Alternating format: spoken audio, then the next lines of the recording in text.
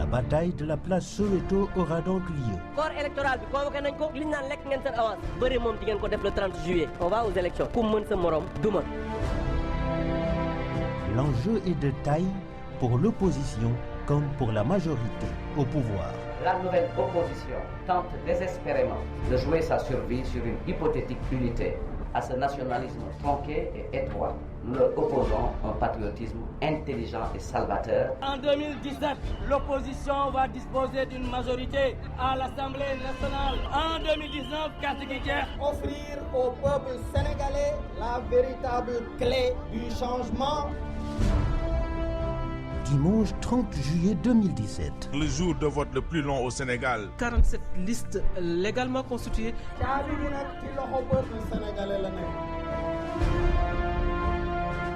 La campagne électorale dans ses moindres détails à travers analyses, interviews, portraits, reportages. Tout sur les législatives 2017 sur Radio Sénégal.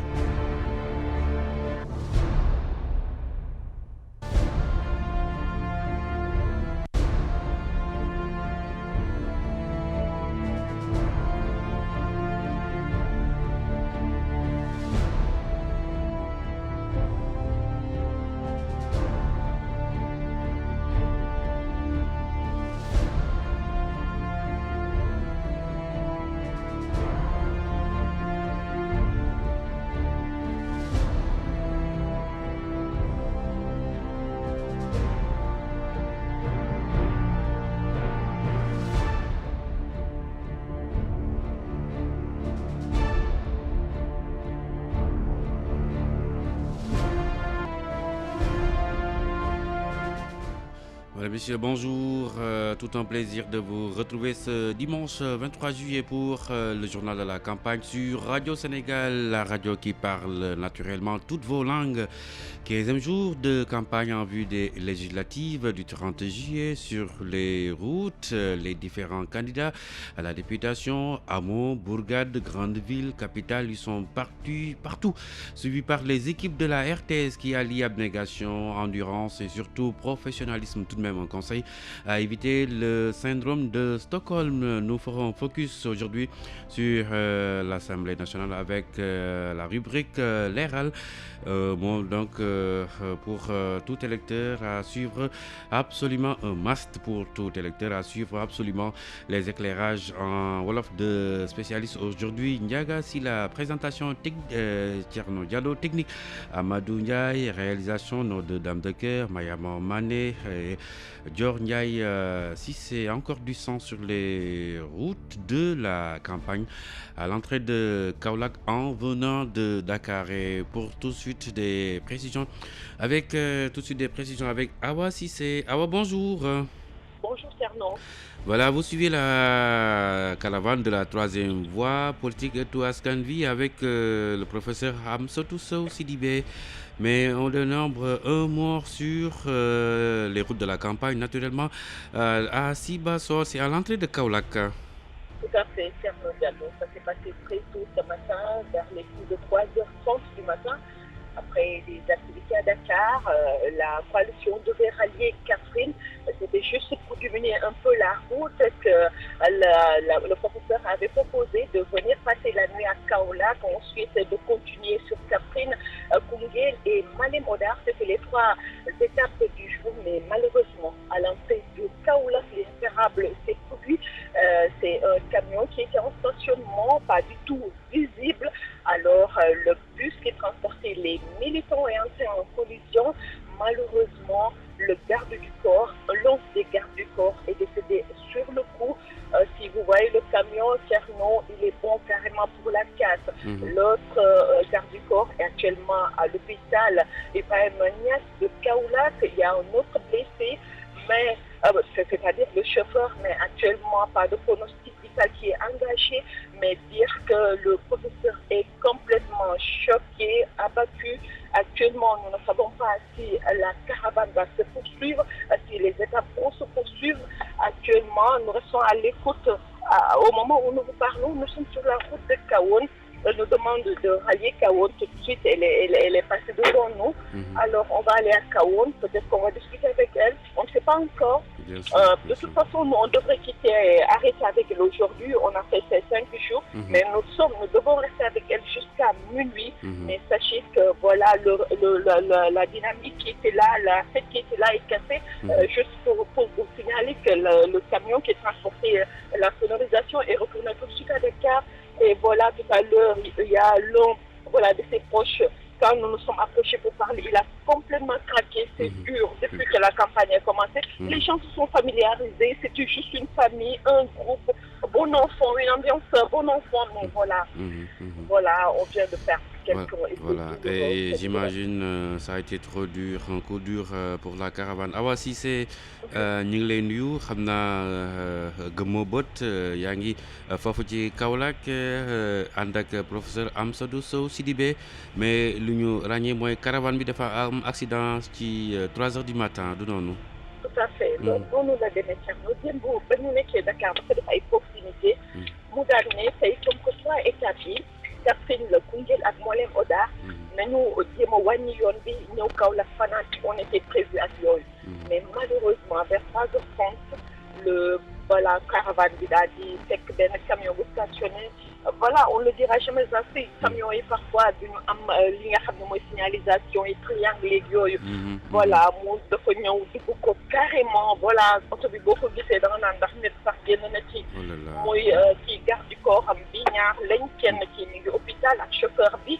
mais moom il est mort sur le coup. Voilà, tout de suite on nekkoon ak professeur mais il est complètement abattu. Elle ne s'est pas encore prononcée nag waxagul ndax dafay continuer campagne bi wala déet. mais là ñu ngi nii di dem kawoon.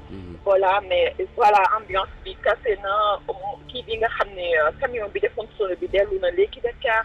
voilà daal Thierno loolu lañ mën a jàpp muy nag lu métti vraiment Thierno. métti na loolu surtout comme ni nga ko waxee.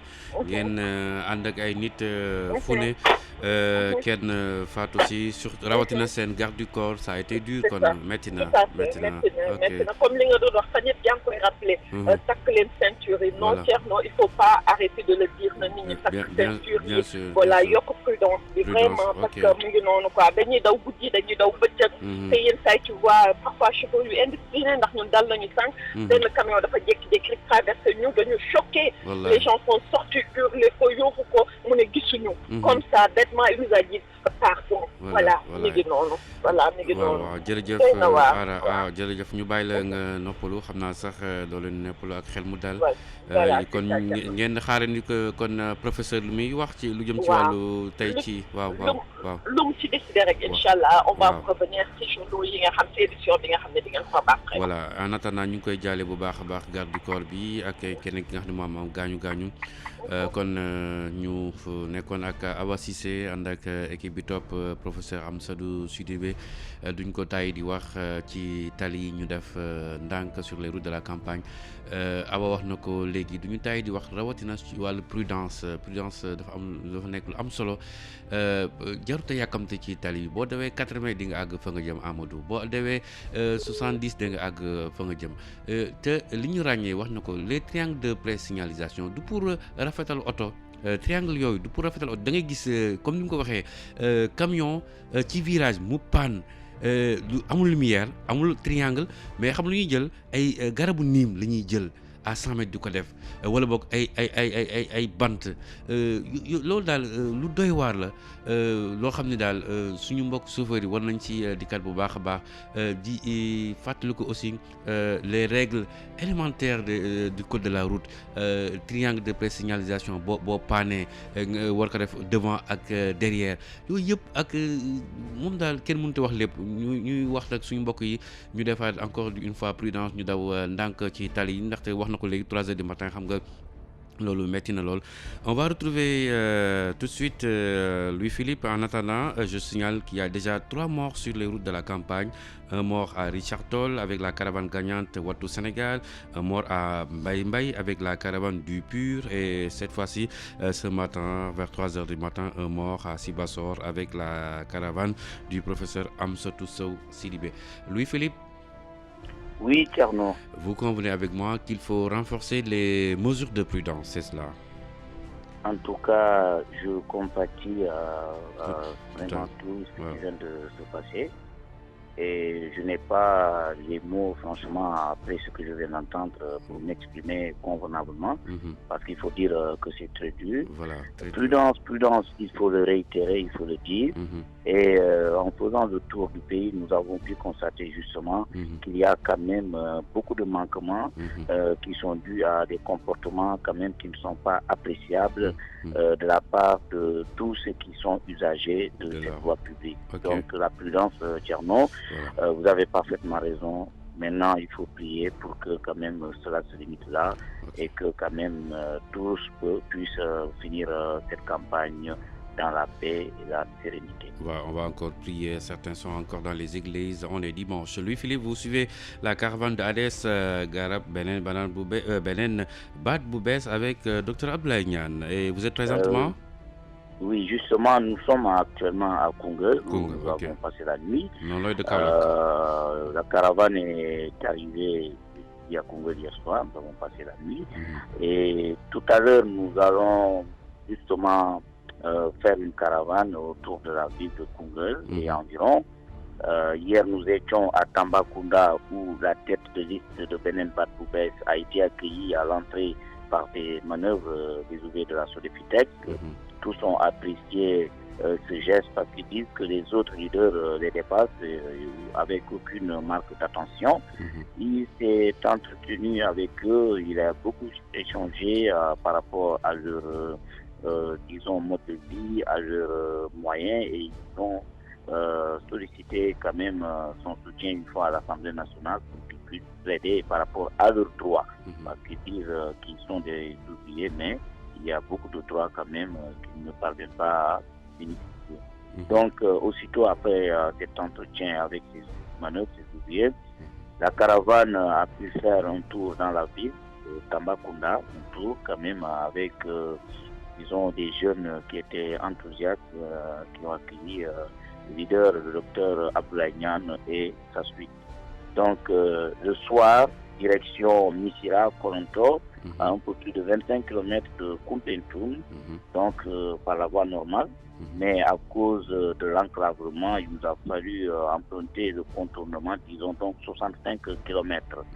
Et sur place, le docteur Abdoulaye Niane a été accueilli par Moustapha Sarr, un transfuge de l'APR, qui a tourné le dos au parti présidentiel pour justement rejoindre les rangs de Ades Garab Benen Bad Boubès.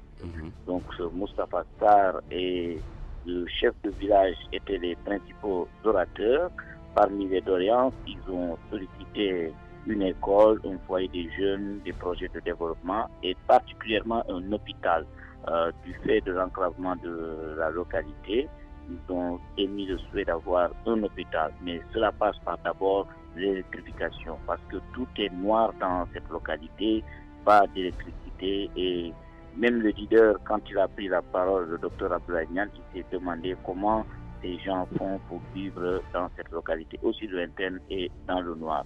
Donc, le docteur Abdoulaye Niane n'a pas fait de promesses, mais quand même, il a expliqué à toute cette population, si les gens le font confiance une fois à l'Assemblée nationale, ils vont plaider pour eux. Également, le docteur Abdoulaye Niane, pour sa part, et sa suite, notamment Madame Baquet, une immigrée basée à Toulouse et qui a fait les premiers pas, ils ont promis cette fois-ci de faire de leur mieux avec leurs partenaires pour qu'il y ait le minimum dans cette localité, notamment équiper à juste titre la mosquée qui est sans éclairage. Donc ils ont promis pour un premier pas de faire ce geste au niveau de la mosquée et pourquoi pas plus tard aider les femmes dans la formation et les jeunes également qui ont sollicité un foyer qui devrait être équipé. Donc le docteur Abdoulaye Niane et la caravane de Ades Garab Benen Bad Boubès est actuellement à Koungheul et tout à l'heure ils devront faire un tour dans la ville et les environs, autour, pour échanger pour une réunion publique d'information. Voilà. Ce ne sera pas la fin. Ensuite, direction Birkelane, où une réunion publique d'information est au programme pour échanger avec les jeunes avant de rejoindre Dakar, parce qu'aujourd'hui, il faut le signaler, c'est notre dernier jour avec ce candidat. Voilà, Birkelane à 30 km de Kaolack, connu pour son foie rail. Louis-Philippe Sagna yaa ànd ak docteur Abdoulaye Niane waaye laata ñuy dëkk ci étape bi ngeen nekk nii Koungheul ak fi ngeen war a dem ngoon Awa Cissé mi ngi koy wax sànq am na koo xam ne bakkan rat ci Sibassor bu dugg Kaolack di benn garde du corps bu caravane professeur Amsatou Sow Sidibé yow lan ngay ñaaxaat chauffeur yi nga xam ñoo nekk ci tali jamono ji. waaw Thierno xam nga loolu doon na tiis doon na naqar ndaxte mënuñu comprendre naka la ñenn ñi di am yenn comportement ci tali bi il faut nga def comme lu ñuy def ni tour bi pour nga gis lu bëri. Donc du ma tudd kenn damay naan globalement ñëpp ñi nga xam ne ñooy utiliser voie publique bi war nañu xalaat ñeneen waaye waruñu xalaat seen bopp. ñun boo jëlee suñu cas dëmb rek am na benn bus boo xam ne suñu chauffeur Gora vraiment qui a été très vigilant. bu moytuloon ñun sax fu mu toll nii peut-être du ma toogoon fii di wax ak yow. parce que il faut le dire yenn comportement yi am ci tali bi nit yi parfois dañuy def lu leen neex. te loolu baaxul war nañu xalaat ni tali bi am na seytaane tali bi du ne xëj na ci. donc moytu mooy li nga xam ne mooy li may am. merci li Awa wax ni vraiment naqar na sama xol lool ndaxte ñaanuñu ko kenn ñaanu ko. waaw ñaanu ko taw loolu vraiment tey na sama xel quoi. surtout surtout bi mooy ñetteelu nit ku faatu ci tali campagne yi benn bi Richard Toll caravane gagnante Wattu Sénégal beneen bi Mbay ak caravane Pur ak bi Sibassor caravane professeur Amsatou Sow Sidibé jamono ji yaa nga nekk docteur Abdoulaye Niane yéen ngi Koungheul. waaw ñoo ngi Koungheul fii lañu fanaan bi ndaxte buñ fi egg ci dëmb guddi lañ fi dugg ci Koungheul. balaa ñu laata ñu dem fële laata ñu egg ci Koungheul dañu demoon fële Tambacounda. xam nga Tambacounda buñ fa eggee docteur Abdoulaye Niane ñi nga xam ne ñooy manœuvre ñooy ñi ci liggéey Sodefitex te amuñu fa contrat ñoo accueillir docteur Abdoulaye Niane ñuy dugg ci Tambacounda ñooñu wax ko seen soxla. ne ko ñoom dañuy liggéey waaye amuñu ay droit. te Abdoulaye Niane mooy premier leader bi nga xam ne ci campagne bi tàmbalee ba léegi moom moo ñëw taxaw xam seen yitte waxtaan ak ñoom. waaye nee na leen bu ñu defee bu ñu ko sandilee ay kat ñu amee yaakaar ci moom bu bés bu muy dugg assemblée nationale. dina défendre seen intérêt dina défendre seen droit. ndaxte ay sénégalais lañu war nañu mën a am ay droit comme ñëpp. maanaam ay droit yoo xam ne lépp lu jëm ci wérgu yaram maanaam ay prise en charge ay soins sanitaires yooyu yëpp. genre droit yooyu lañ doon laajte. bi ñu paree waxtaan boobu noonu docteur Abdoulaye Niane dafa def li ñuy wax visite de proximité dugg na ci marché Tambacounda moom muy waxtaan ak jaaykat yi moom ci boppam dem di leen jox bulletin bi waxtaan ak ñoom wax leen nañu tànn beneen baat bu bees mooy andi changement fii ci Sénégal.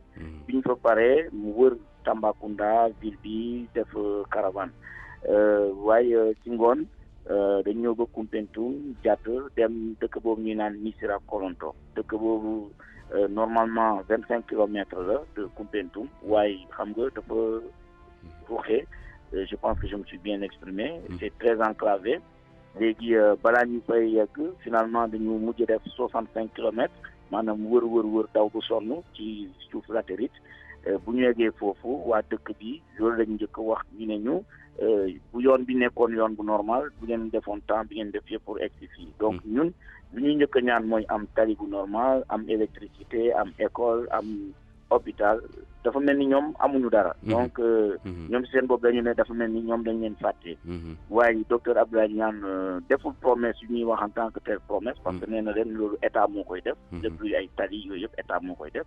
waaye moom bu duggee assemblée nationale. dina fexe ba ñu proposer ay mesures yoo xam ne ñooñu nañ leen jël en charge.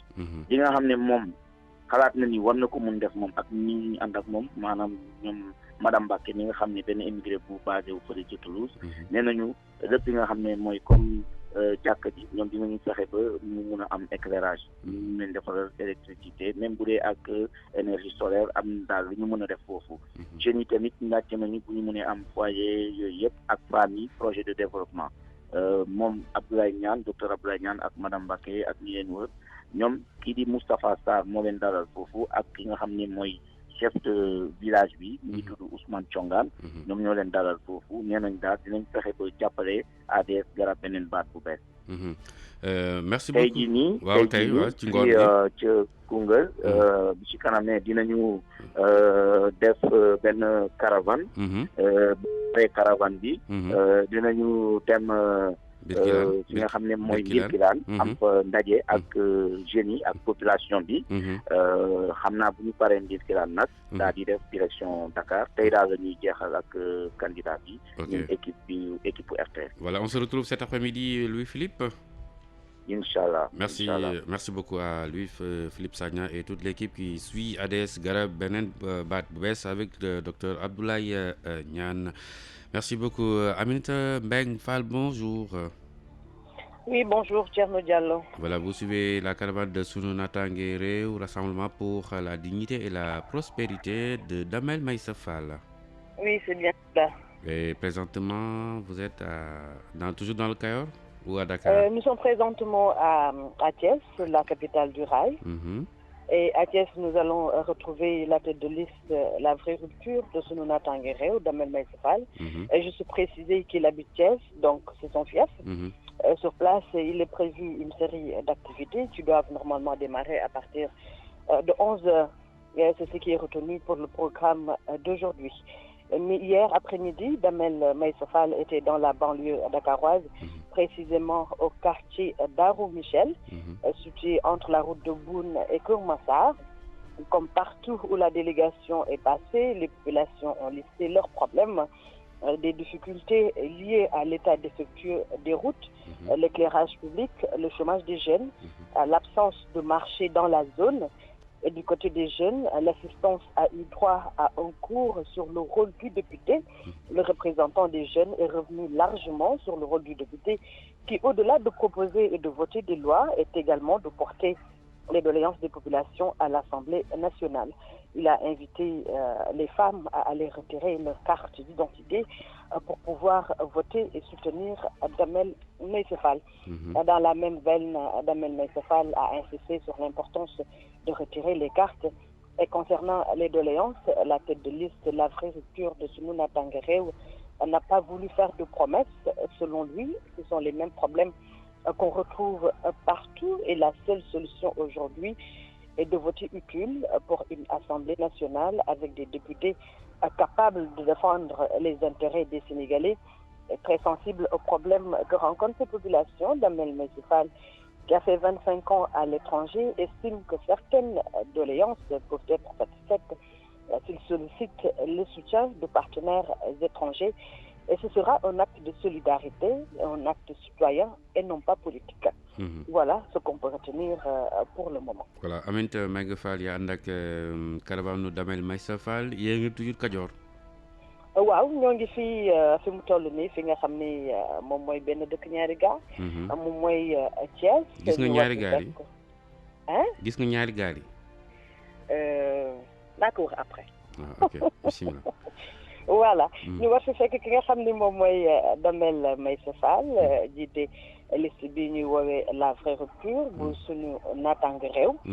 moom nag ñu préciser rek fii la dëkk waa Thiès la fii nag mu war fi amal tey ay activités yu bëri yu war a démarrer fii lekk ay simili maanaam bu 11h jotee. loolu la ñu jàppagum programme mu tey bi. waaye ni ki démb ci ngoon ki nga xam ne moom mooy Damel Maïssa Fall ma nga woon fële ci banlieue bu Ndakaaru ca quartier Darou Michel mu nekk ci diggante route de Boune ak fi nga xam ne moom mooy Kër Massar. comme fi mu jaar yëpp délégation bi mu yeggee foofu ñi nga xam ni ñooy askan bi wax nañ seen ay jafe-jafe lu ci mel ne tali yu baaxul yi nawet yi bu jotee dañuy jànkonte ak ay jafe-jafe yoon boobu daanaka oto yi dañ koy teggi duñ fa bëgg a aw mu nekk loo xam ne lu metti la. kon ñu lëndëm yi itam ñu lu jëm ci wàllum éclairage public ñàkkum xëy bi ci ndaw yi ak jafe-jafe marché ñu ni diwaan ba foofu amul marché dañuy jéggaane dem fu sori pour mën a def seen ay ndugg ak seen yeneen i achat. ci wàllum jeunes yi nag mu mel ne daal dañ fa doon jàngale lu jëm wala boog joxe ay xam-xam jëmale ko ci lu lan mooy rôle député. ñoom nee nañ député bi. gannaaw ba nga xamee ni dafay bokk ci lu jëm ci wàllum voté loi wala boog di proposer ak i loi li war nay di saytu askan wi li nga xam ne moom mooy seen ay jafe-jafe maanaam di ko mën a yóbbu fa li nga xam ne mooy ci pencum ndawu réew ma ngir ñu indi fa ay saafara. moom nag ndaw yooyu ñaax nañ seen yaay yi waaye itam seen mag yu jigéen ñi ngir ñu dem retirer li nga xam ne moom mooy seen ay carte ngir ñu mën a wote jàppale ki nga xam ne moom mooy Damel Maysa Fall.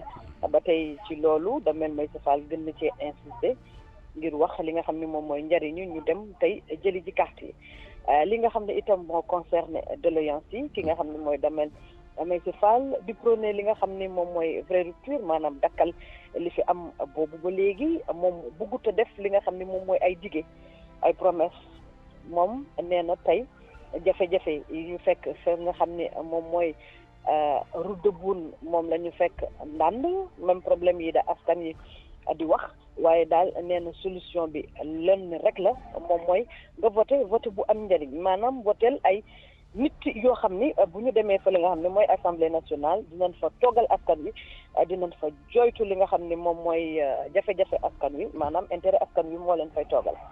Damel Maysa Fall itam gis na ni ci yenn yi ci doléance yi ñoom en tant que citoyen sénégalais nekk fa li nga xam ni moo di bitim réew def nañ fa toll ci 20 at ak juróom.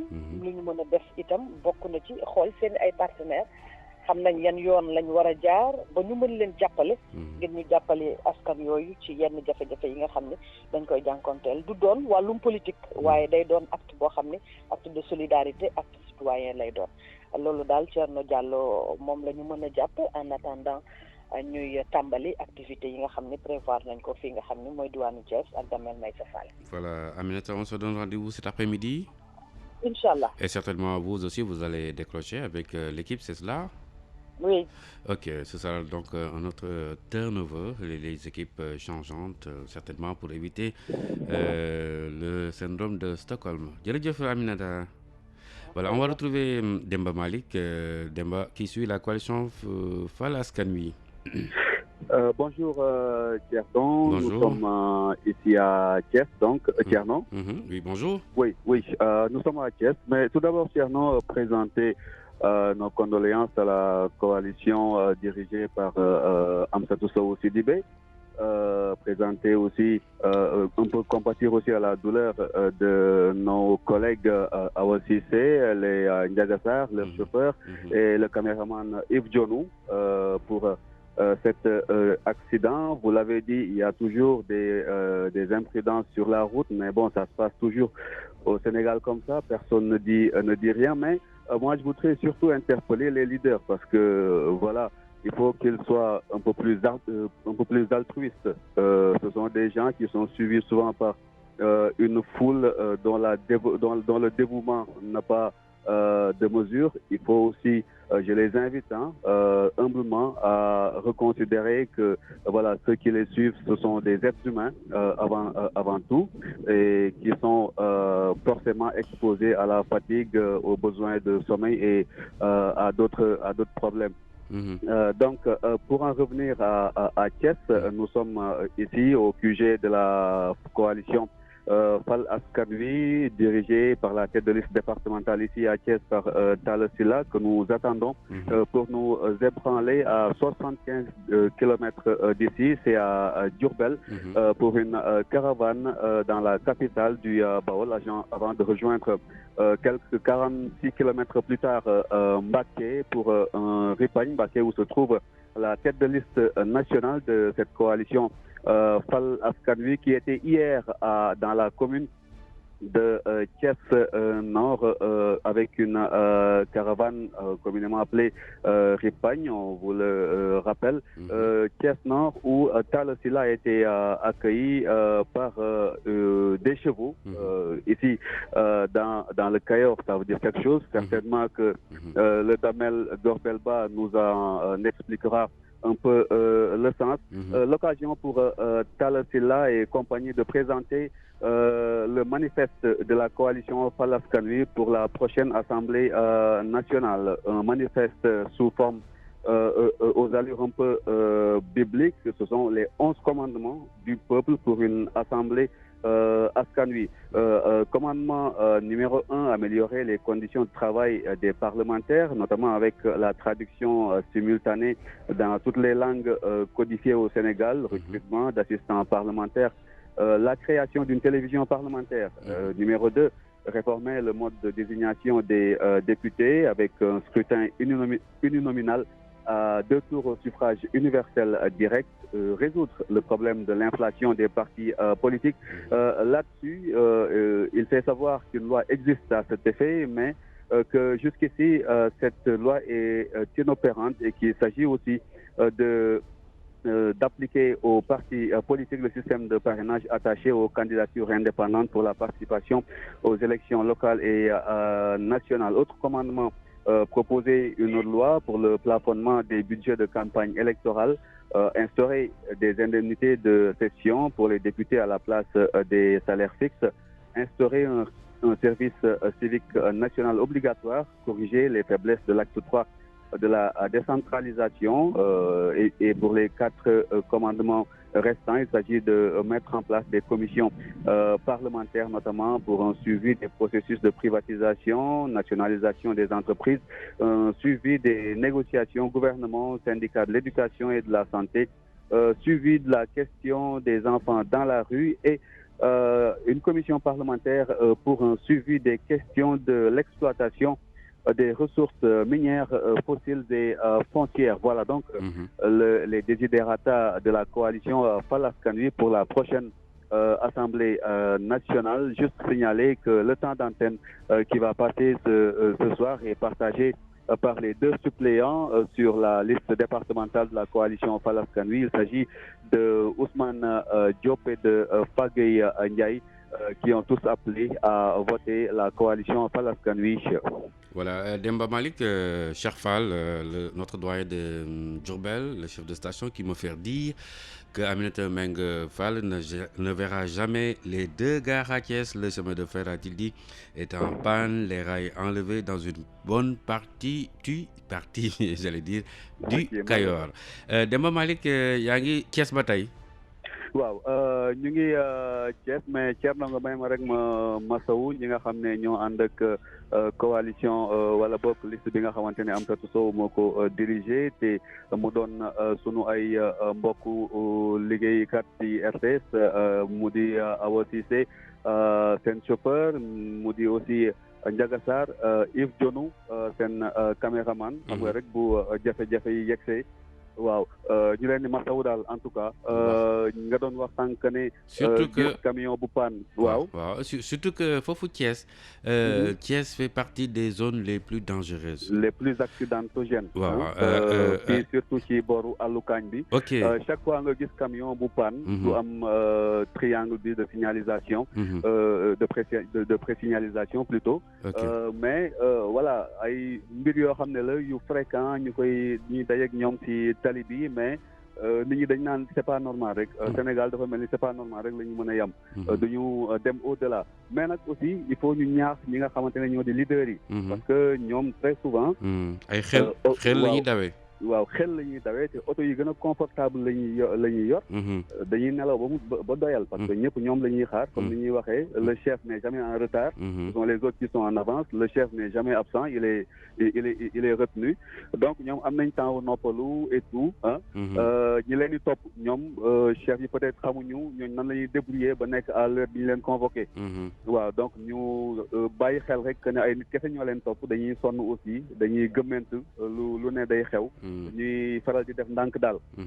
et loin d'être un Don Quichotte un redresseur de tort dañuy ñaax rek askan wi. maa ngi koy wax sànq Thiès rawatina booy génn Thiès di dem booru Diamniadio xam nga ni ñuy matérialiser tali bi. yaakaar naa ni boo deful code de la route nga jàng ko doo ko xam parce que am na benn à un certain moment boo jàngul am na yoo xam ni doo ko mën a ràññee ligne continue ak waaw yooyu yëpp finalement da nga gis rek ñu def ci tali bi ces signes là yow da nga yaakaar ni peut-être du lu am solo alors que dafa nekk yoo xam ni ligne continue waroo doubler wala boog am na si yoonu Thiès bi benn voie boo xam ni ñi jóge Thiès ñoom ñooy am 2 voies yëpp ñu dem ba un certain moment ñi war a jóge Dakar mais loolu nag boo ko ràññewul léeg-léeg flèche de rabattement yi kenn du ko respecté mooy loolu mooy yi ma la wax yëpp loolu yëpp yaakaar naa ni daal ñu gën a insister si loolu incha allah prudence encore kon tey si ngoon la ngeen def ak ci suba gi waaw Demba tey ci suba gi normalement 9h waroon na fekk ñu départ dem fi nga xam ne moo di Bawol ci Cheikh Fall justement foofu ca Diourbel kon 9h la ñu waroon départ mais ba léegi ñu ngi ci QG coalition Kër Fal Askan Wi di xaar ki nga xamante ne moo di Talla Sylla ngir ñu yëkkatiku kon ngir dem foofu ca Diourbel bu ñu jógee Diourbel ci ngoon gi dañu dem fu mel ni Mbacké foofu nag dañ fay fekk ki nga xamante ne moo di tête de liste nationale bu coalition Fal Askan Wi di Serigne Saliou Bousso moom nag di ab doomu daara waaw ni ki démb nag fii ci Thiès coalition Fal Askan Wi ñu ngi woon fële ca Thiès Nord ginnaaw bi mu jógee Thiès Ouest barki démb foofu ca Thiès Nord nag Talla Sylla ñu dalal ko fa ak ay fas xam naa damel bi nga xam ne moo di Golbel Ba dinañu wax loolu ban sens la ñu gàttandu la ak ay fas. ay naaru góor voilà waaw donc occasion aussi pour Talla Sylla mu ak ñi mu àndal ñu présenté li nga xamante ne moom la ñu mbëbët pour assemblée bi ñu naan assemblée askan wi bokk na ci fukki poñ ak benn yoo xam ne ñoom daal moom la ñu tënk ne suñu amee majorité foofu ci assemblée nationale nañu fexe ba mu nekk bokk na ci fexe ba kon gën a ñoŋal ak anam yi nga xamante ne moom la député yi di liggéeyee fexe aussi ba ni ñuy falee député yi daal ñu xoolaat ko ndax nee nañ ni ñu leen di falee nii bu reflété wul li nga xam ne moo di askan wi ñu ci mbiru parti politique yu bëri xam nga ñu bëri ñu ngi koy joytu ñoom nag waa Fal Askan Wi ñu ne daal lu yomb am na ci mu di ni ñuy def ci ñi nga xamante ne ñoo di indépendant yi xam nga indépendant bu bëgg a samp na dem ngir bokk ci élection dañ ko naan nga wuti 30 000 signatures ñu ne nañ ko appliqué ñi nga xamante ne ñoo bëgg a créer parti politique xëy na dina tax ba kon mbir yi gën a wàññeeku am yeneen ak yeneen i poñ waaye ñoom nag nee nañ li gën a am solo mooy dañ def ay commission parlementaire ci li nga xam ne moo di privatisation ak nationalisation yenn entreprise yi li nga xam ne moo di négociation yi diggante gouvernement ak syndicat jàngalekat yi ak yu wér-gi-yaram yi nañu xool topp ko tànk ba tànk li nga xamante ne moo di gune yi ne ci mbedd mi ak li nga xam ne mu di ab question bi nga xam ne jamono ji ñëpp moom la ñuy coow mu di lu mel ni pétrole gaz ak ñoom seen ñu ne ñoom daal bu ñu leen yóbbuwee l'Assemblée nationale nañ ci def ab commission parlementaire ngir lépp gën a leer ci boppu askan wi. ñu signalé juste balaa ñuy terminer Thierno Diallo que temps d'antenne bu Fal Askan Wi tey Ousmane Diop ak Pagay Ndiaye ñoom nekk ay suppléant ci liste départementale bi ñoom nag ñoo ci woote askan wi di leen wax rek lan moo tax ñu war a wooteel kon coalition Fal Askan Wi su ñuy gërëm Alexis Mathieu Ndiaye ci prise de son bi ci cadrage bi As Malick Niang ci kon comme chauffeur ñu am Babacar Mbaye moo di équipe bi leen toppaloon coalition Fal Askan Wi ci juróomi fan yi te ñu wax a kon décroché wax a dem ak kon mouvement pour la renaissance de la République. jërëjëf Demba Malick Mbodj ak équipe bi nga xam ne mooy topp coalition Fal Askan Wi ñu ngi leen di jaajëfal baax a baax on retrouve Benoît Badiane avec le RDS. Benoît, bonjour. Bonjour Thierno Diallo. Vous êtes toujours à Dakar. Oui, tout à fait. On est à Dakar avec le Rassemblement démocratique sénégalais de Mame Mactar Gueye qui poursuit ses visites de proximité. Hier tard dans la nuit, il était à Malika, donc fief de la section féminine, la présidente de la section féminine, Yandé Diop, donc qui a accueilli Mame Mactar Gueye, le secrétaire général du Rassemblement démocratique sénégalais, tête de liste, la présidente de la section féminine, donc investie donc sur la liste du RDS, donc Yandé, qui a donc parlé au nom des Amazones du Rassemblement démocratique sénégalais. Il est revenu sur les difficultés de Malika, un quartier de la banlieue de Dakar, avec donc des défauts d'éclairage et l'ensablement des routes, donc des difficultés d'accès dans cette zone de Malika, et donc le secrétaire général du Rassemblement démocratique sénégalais, Mame Mactar Gueye, prenant la parole, est revenu justement sur ces difficultés de Malika. Pour lui, il faudrait encore une fois un vote utile pour régler ces problèmes, pour avoir des députés exemplaires lors de la prochaine législature. Et ce vote utile, les habitants de Malika l'ont compris. Il faudrait, selon Mame Mactar Gueye, aller aux urnes massivement dimanche prochain pour accomplir donc pleinement le devoir civique concernant ces élections législatives du 30 juillet prochain. Mame Mactar Gueye est encore une fois revenu sur donc le sens de sa démarche, donc son programme de visite de proximité, tout en distribuant des flyers un peu partout tout au long donc de son parcours dans les coins et recoins de Malika, sur son justement avec la liste du Rassemblement démocratique sénégalais, donc Mame Mactar Gueye, qui va poursuivre encore une fois aujourd'hui ses visites de proximité dans les quartiers de Dakar. Cet après-midi, il est attendu à Yoff Tongor, donc fief de notre investi sur la liste nationale du Rassemblement démocratique sénégalais. Le Rassemblement démocratique qui part seul pour la première fois. Il est encore revenu sur cela hier, Mame Mactar Gueye, pour dire lui sa démarche, c'est d'aller vers les populations, d'écouter les populations et de recueillir donc leurs préoccupations pour porter cela au niveau de l'hémicycle pour la prochaine législature, du 30 pour le scrutin du 30 juillet prochain.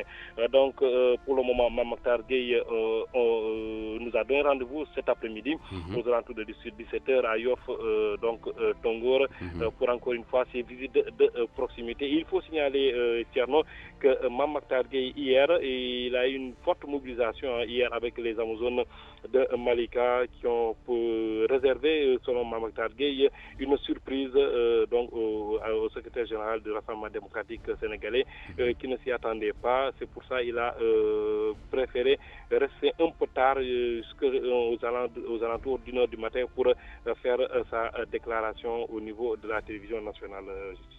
Voilà, Benoît Badiane ànd ak Mame Mactar Gueye, Rassemblement démocratique sénégalais, yéen ngi ci wër Ndakaaru ba tey. waaw di wër Ndakaaru si li nga xamante ne moo di stratégie bu mun jël moom Mame Mactar Gueye, nekk fii di dem si yenn quartier yenn gox-goxaan yi fii si Ndakaaru di capitale. Démb nag mu ngi woon fële nga xamante ne moo di Malika, benn si quartier yi si banlieue bu Ndakaaru. Foofu nag si Malika lu tax mu dem fa, ndaxte dafa am kenn ku mu investir, moom nga xamante mooy Yandé Diop, moom bokk nga xamante ne si ñuy investir si liste nationale bu Rassemblement démocratique sénégalais foofu Malika, cité Sonatel plus précisément.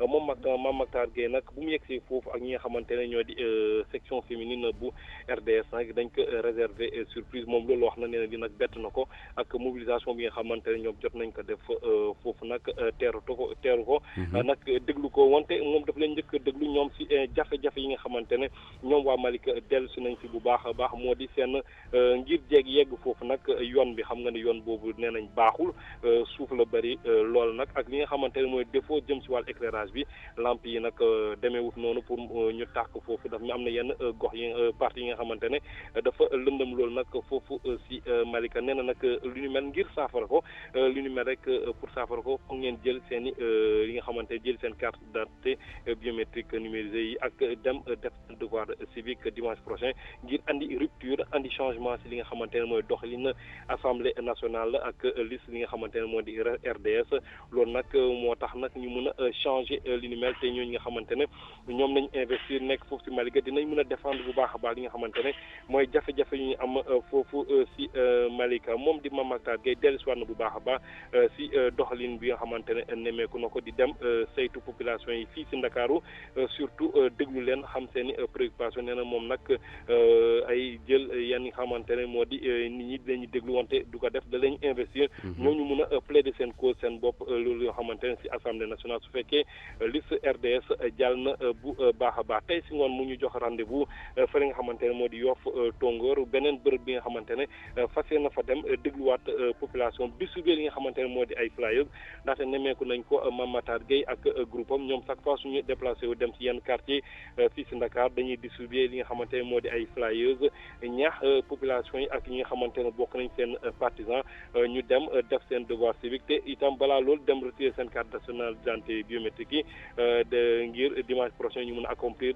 pleinement seen devoir civique fii mooy élection 30 juillet prochain. Mame Mactar nag di wéyal bu baax a baax li nga xamante ne moo di ay visites de proximité ñun nag xam naa tey nañuy décroché ak moom nag nara dem suba ak coalition Yeesal Sénégal bu Mamadou Diagne Fada. laata loolu tey yéen a ngi dem Yoff Tongoor.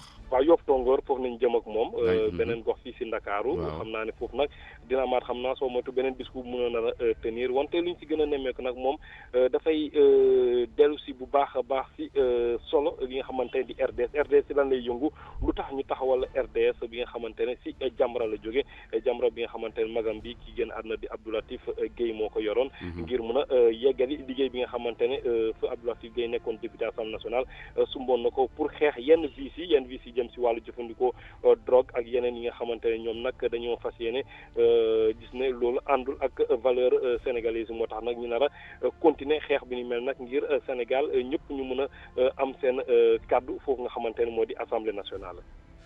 Voilà, merci à Benoît Badiane qui suit le RDS, le Rassemblement démocratique sénégalais. Et voilà, merci à Abi Diallo qui me fait aussi dire qu'il y a un 4e mort sur les routes avec un enfant qui a été fauché. J'allais l'oublier. Merci beaucoup Abi, qui a été fauché par un Jakarta à Fanaï. C'est dans le département de Podor. 4 morts sur les routes. Encore une fois, prudence. Yolande, bonjour. Bonjour Tierno. Vous êtes toujours avec la coalition Mbolo Wade et toujours à Guinguinéo. Ou bien vous avez bougé? Nous sommes toujours à Guinguinéo, Tcherno. Alors, oui, d'un moment à l'autre, nous irons aujourd'hui pour terminer ce 5e jour de la campagne à Nguelou, fief de Farba Senghor de liste nationale. Mais bien sûr, avant de revenir sur ce programme, j'aimerais aussi compatir à la douleur de la liste dirigée par le professeur Amsatou Sow Sidibé. Et bien sûr, compatir aussi à la douleur de nos collègues Awa Cissé, Ndiaga Sarr, Yves Dionou et bien sûr le chauffeur. Nous-mêmes, hier, avant-hier, c'était la vigilance de notre chauffeur. Le pire aurait pu arriver parce que simplement tout le monde sait qu'à Kaolack, entre les Jakarta et les chauffeurs de taxi et les clandos, c'est vraiment la pagaille. Notre chauffeur a été très vigilant et le pire a été évité sur les routes de Kaolack. Alors prudence encore à tous. Comme le disait tout à l'heure Demba Malick Mbodj, prudence aussi et beaucoup plus de compassion et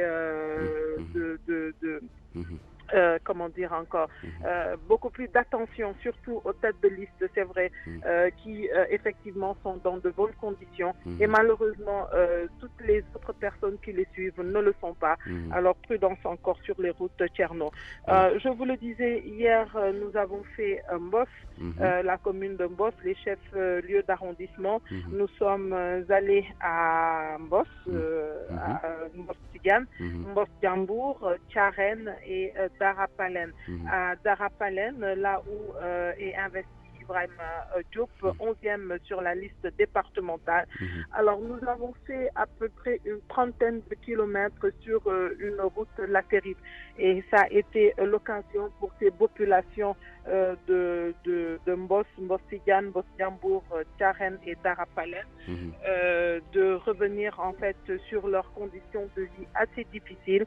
Et ils ont demandé au représentant national de Mbolo Wade une fois à l'Assemblée nationale de tout faire pour que cette route soit bitumée, pour qu'ils puissent aussi avoir de l'éclairage, pour les écoles aussi, qu'elles soient mieux équipées et que les jeunes aussi puissent, comme tous les autres jeunes, pouvoir avoir des jeux, pouvoir jouer au football. Voilà, c'était plus ça en fait leur doléance hier.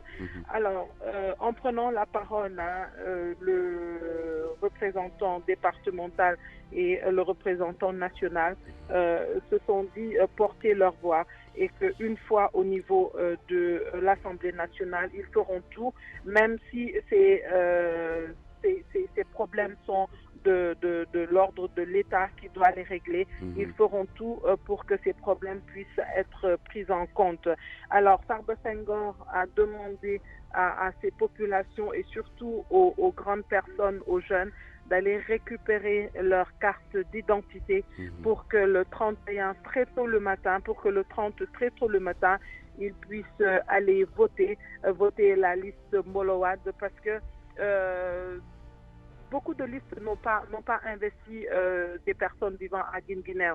Seule la liste Benno Bokk Yakaar et Mbolo Wade ont investi des Guinguinéois. Voilà, je vais le dire comme ça.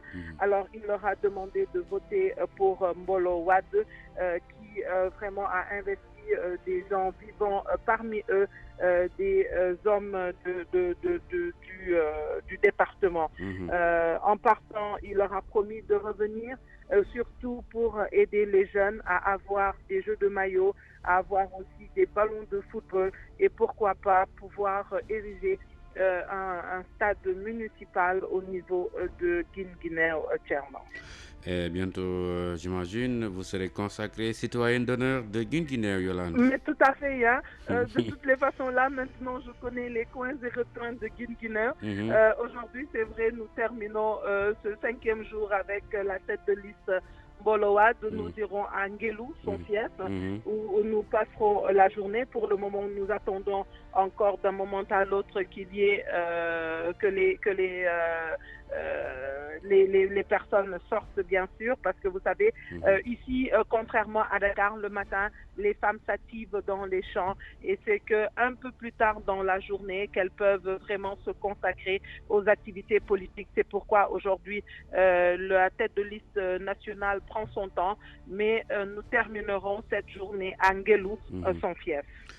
jërëjëf Yolande Ndiaye ànd ak coalition Mbolo Wade ak Farba Senghor fan yii yëpp yéen ngi foofu ci département bu Guinguinéo. waaw fu mu ne nii nag Thierno mën naa la dugal Guinguinéo wan la ruqaat yi ndaxte nag juróomi fan yëpp fii lañ ko def.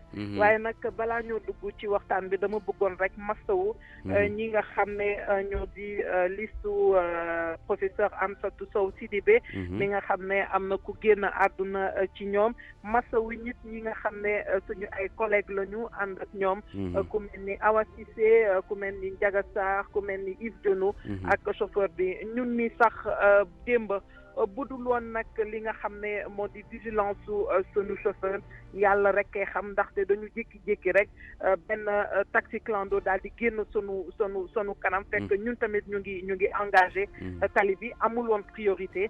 Heureusement yàlla def ki nga xam ne moo di suñu chauffeur daal di vigilant ba daal di ko moytu mais bu amoon leneen suñu wet rek maara day taal leneen mënoon na am kon nag may ñaaxaat rek encore nit ñi ñu daal di dal nànk ba noppi nag di xoolaat bu baax nag ñi nga xam ne tête de liste yi ñoom ñoo li di gunge te wax dëgg yàlla yenn saa ñu jël lu mel ni ay pick-up dugal leen ci ba ñu fees tel vraiment du am benn sécurité ñu góorgóorlu war rek gën a def nànk ndaxte nag bu ñu sañoon kenn du des ci kaw tali yi te ku ci nekk boo jógee sa kër da nga fa delluwaat waaw démb nag Thierno ñu ngi woon ci Mbos nag def nañu Mbos Tidiane def Mbos Njàmbur def Thiarène def Daara Paleen nag kii moo ñu teral kii ñu teral foofu di Ibrahima Diop nekk investi wu liste départementale nekk ci 11e place bi foofu nag Ibrahima Thierno bañ fay dem daanaka def nañu fanweeri kilomètres yoo xam ne ci tali bu xonk la ñu daw waaw ci ay rang la ñu daw ba àgg moo tax ba ñu àggee ñi nga xam ne ñoom ñoo dëkk Mbos nee nañ ñoom sonn nañu bu ñuy génn dañuy sonn daanaka bu ñuy dem xew balaa noo àgg poussière bu ñuy ñibbisi poussière ñoom daal bëgg nañ ku leen dimbali ñu daal di leen defaral tali googu defal leen aussi éclairage ba noppi nag xool seen école yi ñu jéem ko defaraat xale yi aussi ñi nga xam ne nag wax dëgg yàlla xam nga période de vacances la football daf ci daal di neex ak ñoom naka taanik ñoom seen ñoom tamit nee nañ ku leen sañoon daal bu ñu sañoon ñu gëstu leen daal di leen dimbali ci stade daal di leen dimbali aussi ci ay jeux de maillot ak ñoom seen ki nga xam ne moo di tête de liste départementale bi ak tête de liste nationale bi ñoom daal nee nañu dégg nañ leen fu mu ne nii daal li ñu bëgg mooy ñu daal di leen jàppale ba ñoom ñu àgg assemblée nationale donte li nga xam ne moo di ay taleeg ñoom seen état bi ko war a jël en charge waaye nag ñoom bu ñu àggee danañ def seen kéemtulaay kattan ba nga xam ne loolee dinañ ko mën a def ba nga xam ne Mbos dana am tali bu mucc ayib boo xam ne nit ñi dinañ ci jaar te duñu sonn kii di Farba Senghor nag nee na leen nag nañ dem jëli ji seen carte d'identité ba nga xam ne bésub vote bi danañ mën a dem voté ji ba tête de liste bi mën a gagné ndaxte nag ñoom wàlliwaanewu ji dañoo jël nit koo xam ne fii la dëkk ci biir Mbos fii la dëkk ci biir Guinguinéo daal di leen def tête de liste départementale ak 11e investi ci liste départementale bi te ñi nga xam ne mooy liste yi ñi ñu investir fii ci Guinguinéo bëriwuñu moo tax nee na daal nañ xam seen tànku tubéy def lu nu mën ba nga xam ne bu nu passé wat yi kii di génn fii day bokk ci liste mbooloo bi ndaxte nag moom yéeneem ci Guinguinéo ëpp na lii kon nag nañ góorgóorlu ba ñu gagné mais nag nee na leen dig na leen ne dina ñëwaat ndax mën na may ay jeux de maillot ñi nga xam ne ñoo di xale yi fii ci biir Mbos tey nag Thierno dañuy daal di dem fi nga xam ne moo di Ngelu nag foofu la Farba Senghor cosaanoo tey moom foofu la ñuy taxalikook moom ndaxte ñun tey la ñuy jeexal ak moom bu subaa nag incha allah ñu daal di dem fekk ji MRLD gëm sa bopp mënal sa bopp. Jërëjëf Yolande Ndiaye qui suit la coalition Mbolo Wade et qui sera naturellement et bientôt d'ailleurs faite citoyenne d'honneur de la ville de Guinguinéo. On va retrouver après une Ndawen Aram. Bonjour. Bonjour Thierno Diallo. Voilà, vous suivez donc l'Union pour le fédéralisme et la démocratie. UFD de Mohamed Tété Diédhiou. De Mohamed Tété Diédhiou. Et vous êtes loin des Parcelles Assainies. Effectivement, nous sommes à quelques kilomètres de Médina Gounass, Vélingara. Ce sont les étapes du jour, Thierno Diallo. Okay. Et hier, nous avons passé la journée dans la région de Kédougou. Kédougou, ville d'abord, où Adam Mabar, le responsable local de l'UFD, a donc accueilli son leader Mohamed Diédhiou en compagnie des militants venus des villages environnants de Kédougou et ces militants ont porté à la connaissance de leur leader des difficultés auxquelles ils sont confrontés, ces militants, à savoir donc des pistes communautaires qui sont défauts, des infrastructures sanitaires qui manquent également à Kédougou, mais surtout cette route nationale qui mène à Kédougou et qui est quasi impraticable depuis quelques années. Ces militants ont donc soulevé tous ces problèmes avec leur leader, Mohamed Tété Diédhiou, qui a d'ailleurs pu se rendre compte de ces difficultés en essayant donc d'aller à l'intérieur de Kédougou pour rencontrer d'autres militants. Voilà, donc il a été à Dimboli, c'est dans Fongelemi. Et là-bas, il a été bien accueilli par des militants venus quand même nombreux, malgré la distance, malgré l'accès difficile. Et pour Mohamed Tete Diédhiou, il est temps que cette impraticabilité de la route qui mène vers Kédougou, qu'on trouve des solutions à cela. Et il s'est engagé à porter la voix des Kédovans. Une fois à l'Assemblée nationale, il a invité ses militants à massifier davantage le parti, à faire de sorte que les Kédovans votent Mohamed Tete Diédhiou pour que leurs problèmes trouvent enfin des solutions. C'était ce qui a marqué la journée d'hier dans la région de Kédougou. Voilà, donc Mohamed Tete Diédhiou est revenu passer la nuit à Tambacounda pour aujourd'hui démarrer ses activités à Médina Gounass et puis à Vélingara avant de poursuivre vers tout à fait le sud, Bignona, Ziguinchor, Bounkiling, pour la fin de la campagne Thierno Diallo. Waaw Aram Ndaw yaa ànd ak Mohamed Tete Diédhiou bu Union pour le fédéralisme et la démocratie soli ngeen lool parcelle ga mu dëkk yéen ngi fi jamono ji Médina Gounass de. waaw Médina Gounass daanaka léegi sax ñu dugg si ndax fi la nar a tàmbalee tey campagne am. bu paree Médina Gounass day dem Vélingara. tey loolu la fas yéene def démb nag ñu ngi woon Kédougou. mu dëkkee ci ville bi Kédougou tase ak ay militants yoo xam ne daanaka sax ci lu wër Kédougou lañ jóge woon ñëw tase seeg moom waxtaan ak moom ndax moom Mohamed Tete Diédhiou day profité ci campagne bi ngir yaatal partem ndax ni ngeen ko xamee nee na bi yoon mooy yoon bu njëkk bi nga xam ne dem na ci élection yi moom dong te àndut ak benn coalition moo tax fépp fu mu ci dem rek day tase militants yi waxtaan ak ñoom ci parti bi waaye tamit ci jafe-jafe yi nga xam ne ñu ngi koy jànkonteel ñoom nag ñu lim ci yoon bi nga xam ne ñu ngi jëm Kédougou te naqari lool.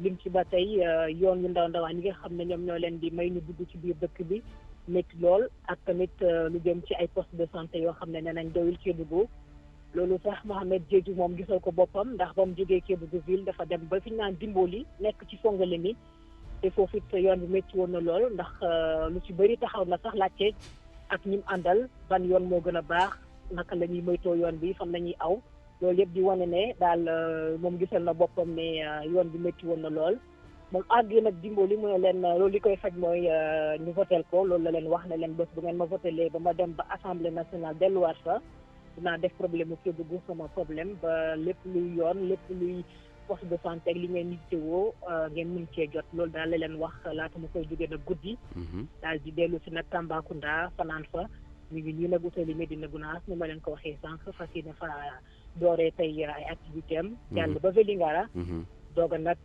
dem fi nga xam ne tamit fiefam la ci Bignona Ziguinchor Bounkiling foofu la fas yéene terminé campagne am Thierno. Ok kon Aram boo leen demee Médina Gounass bu leen ñu fàtte si ñaan incha allah fàtte aussi bu ñu leen fàtte aussi ñi nga xam ne jamono ji ak yéen yéen nekk ci tali bi lu jëm ci wàllu campagne électorale bi. waaw incha allah ñu ngi ko fas yéene dem nii ak El Hadj Gueye chauffeur bi Moussa Ba caméraman bi ak Babacar Mbaye preneur de son bi duñ leen fàtte ci ñaan incha allah. ñu ngi nuyu Babacar borom Thiaroye bu baax a baax.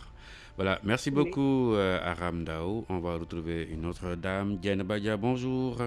Ah bonjour Thierno. Et c'est vous qui suivez donc la coalition Sénégal Kanam avec Maître Ousmane Ngom. Vous êtes toujours à Saint-Louis. Oui, effectivement, nous sommes toujours à Saint-Louis. Hier, donc, la coalition Sénégal Kanam a fait une caravane à travers toute la ville. Donc, la caravane, en fait, s'est arrêtée au terminus des minibus Tata. Et là-bas, c'était un moment fort parce que le leader, le président de la coalition, Maître Ousmane Ngom, a pris un Tata et il l'a conduit. Mais avant de le conduire, en fait, le chanteur qui le suivait durant toute sa campagne, Mapenda Seck, il a demandé aux militants de monter.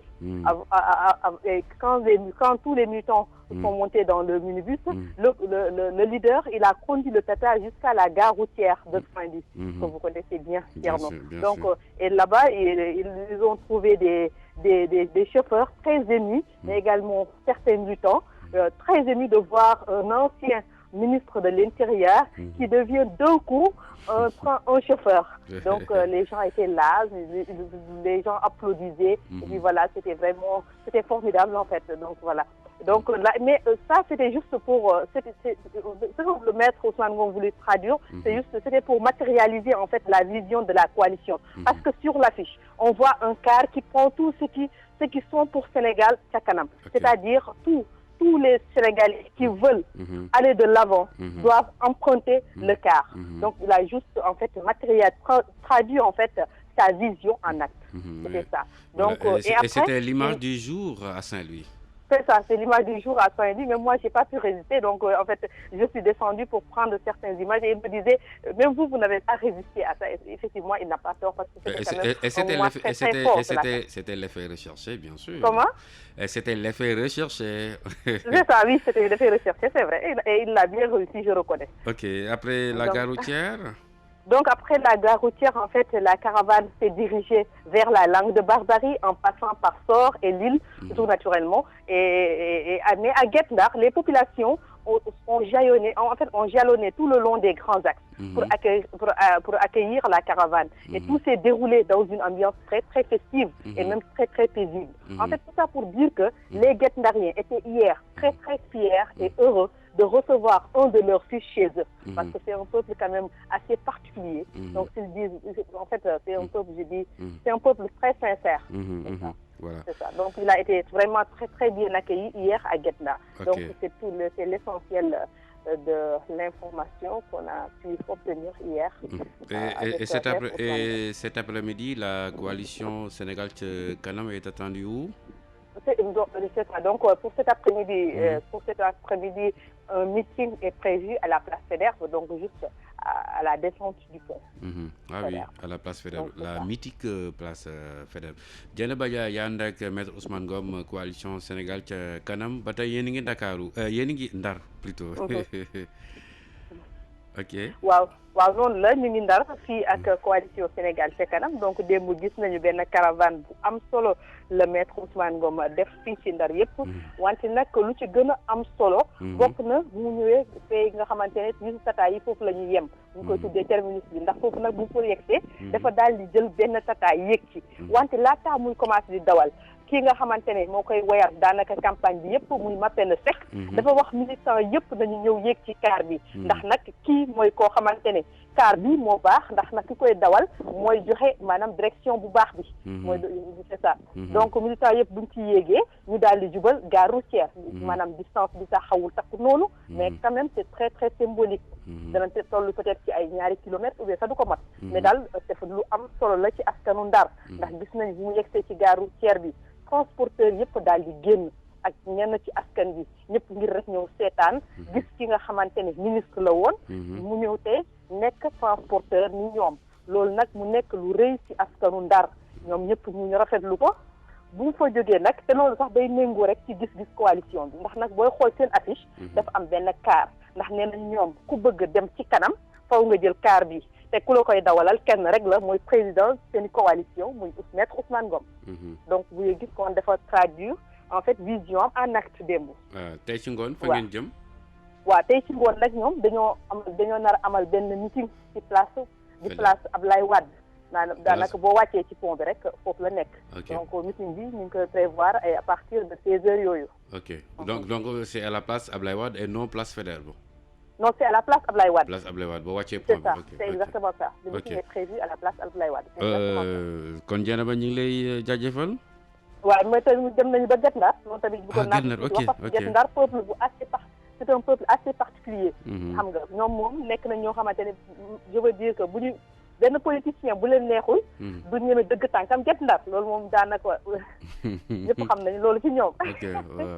donc waaw moo tax ne nag moom démb def fa dugg maanaam population bi yëpp nañu génn nañu teeru ko ñu kontaan ci bu baax. loolu nag day wane ni rek. Guet-Ndar dañoo bëgg seen doom bi mu di Ousmane Ngom. loolu daal la ñu tësal démb. jërëjëf Dieynaba. jërëjëf Thierno on se retrouve tey ci ngoon xam naa yow tamit tey ngay décroché ak équipe bi. waaw tey incha allah à minuit la ñuy décroché ci moom rek. jël ki nga xamante ne mooy Alliance pour la réforme et le développement. ok kon merci Dieynaba Dia et toute l'équipe qui suit la coalition Sénégal ca kanam avec maître Ousmane Ngom où un meeting est prévu à la place Ablaye Wade donc à la descente du pont à la descente du pont donc à Sor dañuy dugg ci leeral xam nga ne journal parler rajo Sénégal dafa bëgg a gindi nit ñi ci li nga xamee ni moom la ñuy xëccoo bi mooy assemblée nationale lan mooy assemblée nationale ñu dugg ci taarix bi député lu mu fay def loolu yëpp lañ leen gindi moo tax rédaction journal parler tàmbali nag démb rubrique bu ñu tudd leeral nag xam ngeen ne juróom-benn million ay doomu aadama ci Sénégal ñoo fas yéene wote dimanche waxtu wi di fanweeri fan ci weeru seet li ñuy xëccoo nag mooy téeméeri 6 ak fanweer ak juróom-benn fukk ak juróom fukk ak juróom moo ci yokk pour député diaspora léegi nag ñu leen di xamale ak assemblée nationale lan moo waral coow li lu tax ñëpp teg bët assemblée di nekk institution bu am solo ci réew ñu déglu si koo xam ni xam-xamam dafa màcc ci mbirum élection Ndiaga Sylla jokkoo ci téléphone ak Arona Gaye. kon ngeen di topp rajo Sénégal seen ponk bi ni wooyee leeral ñeel wàllu askan wi ngeen ñu xam lan mooy assemblée nationale lan mooy député ak lan mooy liggéeyam nu ciy jokkoo ak Ndiaga Sylla di xam-xamam màcc jëm ci wàllu mbirum wote Ndiaga maa ngi lay nuyu. maa ngi lay fay Arona.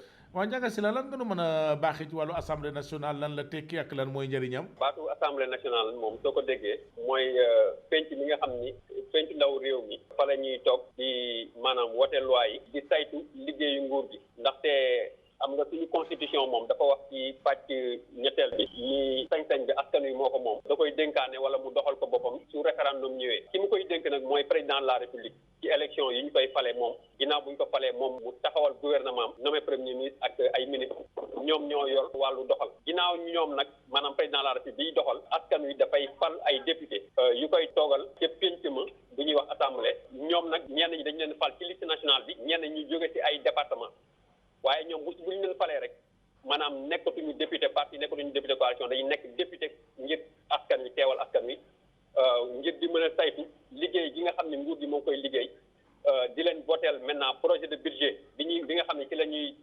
maanaam càmbar xaalis bi nga xam ni moom la ñu war a doxale en fait donc liggéey boo xam ni jëm na ci wàllu njàng mi wàllu wér-gu-yaram fonk yëpp rek yoo xam ni askan wi yitteewoon nañ ko ñoom dañuy am possibilité di contrôler li nga xam ni ministre bi moo ngi koy def looloo tax d'ailleurs jamono yi passé sax da ngeen di gis ni premier ministre souvent dafay ñëw assemblée nationale ñu koy laaj te laaj boobu ci sañ-sañu député yi la maanaam li ñuy wax question orale am dara lu xew député yi laaj ministre bi par exemple courant di yu bëri yi di coupé wala par exemple affaire mbirum pétrole bi député yi am nañu sañ-sañ di woo donc ministre yi di leen laaj am nañ aussi sañ-sañ justement di voter loi yi nga xam ni moom la réew mi di sukkandiku pour mën a dox. jërëjëf Ndiaga Sylla mu doon sun gan ci wàllu leeral xam-xam màcc jëm ci wàllu mbirum wote.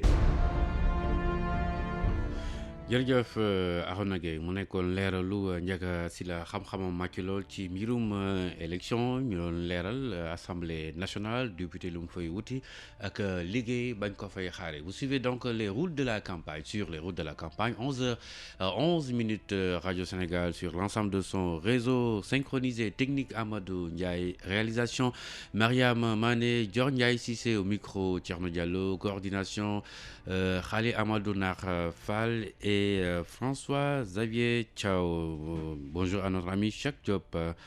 Voilà la caravane qui se poursuit. Tout de suite, on va retrouver une autre équipe.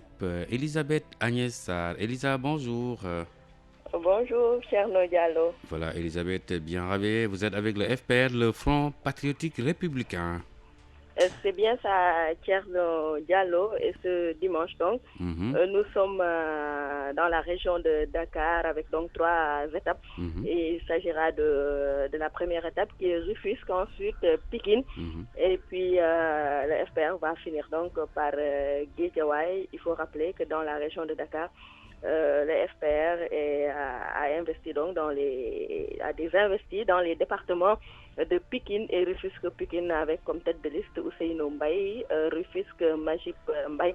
Donc la tête de liste va venir avec ses têtes de liste donc battre campagne ce dimanche dans la région de Dakar. Mais hier, Thierno, il faut rappeler qu'on était du côté de Mbour. C'était normalement la première étape de la caravane que la tête de liste nationale du FPR devait diriger. Mais l'activité a été annulée, vous l'aurez compris. L'émotion était encore vive hier à Mbour, donc Mbour qui a organisé une marche silencieuse pour se souvenir de ses fils décédés dans des circonstances très difficiles au stade de Demba Diop de Dakar. Donc c'est ce qui fait que la tête de liste a annulé l'activité qui devait se dérouler à Mbour, mais il est parti vers Nianing, c'est à une dizaine de kilomètres de Mbour, une zone très touristique. Et Thierno, tu vois, on va entamer la dernière ligne droite à partir de demain lundi. Donc actuellement, la FPR met le paquet pour vulgariser davantage son bulletin. Parce qu'il y a 47 listes, ils ne veulent pas qu'il y ait des confusions le jour du vote. Donc à Nianing, mais aussi Tivaouane, qui a été une autre étape de la journée d'hier, ils ont montré à leurs partisans le bulletin blanc avec les écritures rouges marquées du sceau de l'éléphant. C'est donc le bulletin du FPR. C'est d'ailleurs à Tivaouane qu'ils ont enregistré leur temps d'antenne avec le 5e sur la liste nationale, Mamadou Niang. Ce qu'on peut retenir de l'activité donc qui s'est déroulée à Tivaouane, Thierno, c'est que sur place, le FPR a entendu beaucoup de doléances, mais comme ils l'ont eu à le dire, ils ne peuvent pas prendre de doléances aujourd'hui, d'engagement pour dire aujourd'hui qu'ils vont venir construire des routes ou bien régler des problèmes d'assainissement. Ils ont dit à ces populations ce qu'ils peuvent faire, c'est une fois élus donc être leur porte-voix et sur un autre registre travailler avec ces populations, puisque la tête de liste l'a dit et redit à ces différentes étapes de sa campagne.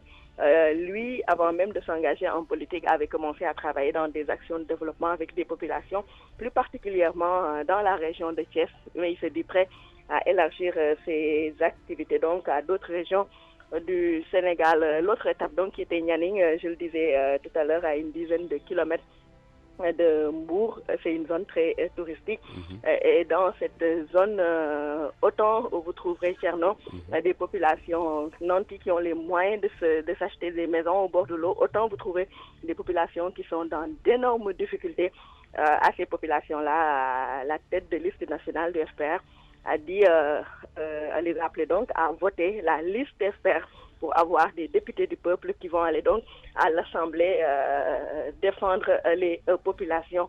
Parce que si on suit les responsables du FPR, beaucoup de députés à l'Assemblée ne s'engagent pas trop à leur avis dans la résolution des problèmes des populations. Thierno Diallo. waaw Elisabeth Agnès Sarr yaa ànd ak waa FPR jamono démb yéen a ngi woon Mbour du noonu.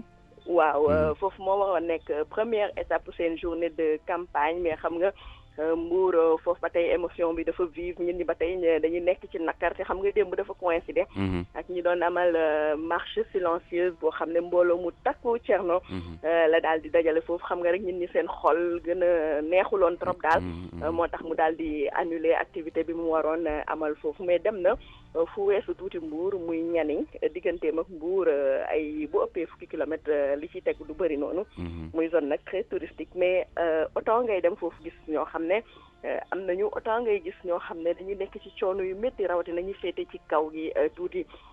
te loolu lépp nag bu ñu toppee ñi nga xam ne ñoo jiite FPR dafa jëm rek ci politique yi nga xam ne nguur gi da koy tëral, ndax dañuy dem sax ba fàtte ñi nga xam ne ñoom ñoo fa cosaanoo dëkk fa, ñi nga xam ne rek ñoom ñoo mujj ñëw am doole jënd kër, ñooñu daal ñoom mel ni ñoom ñooy gën a gis seen bopp ci dëkk bi. te loolu lépp njiitu FPR mu ne li koy dindi rek mooy askan wi def le vote utile, mooy voté liste de FPR, ndax ñoom dañuy jàpp ne ñoom bu ñu demee ca pencum ndaw réew ma askan wi rek moo leen di ñor, askan wi rek lañ fay nekkal, ndax ñoom dañuy ne politiciens yu bëri seen bopp la ñu fi nekkal.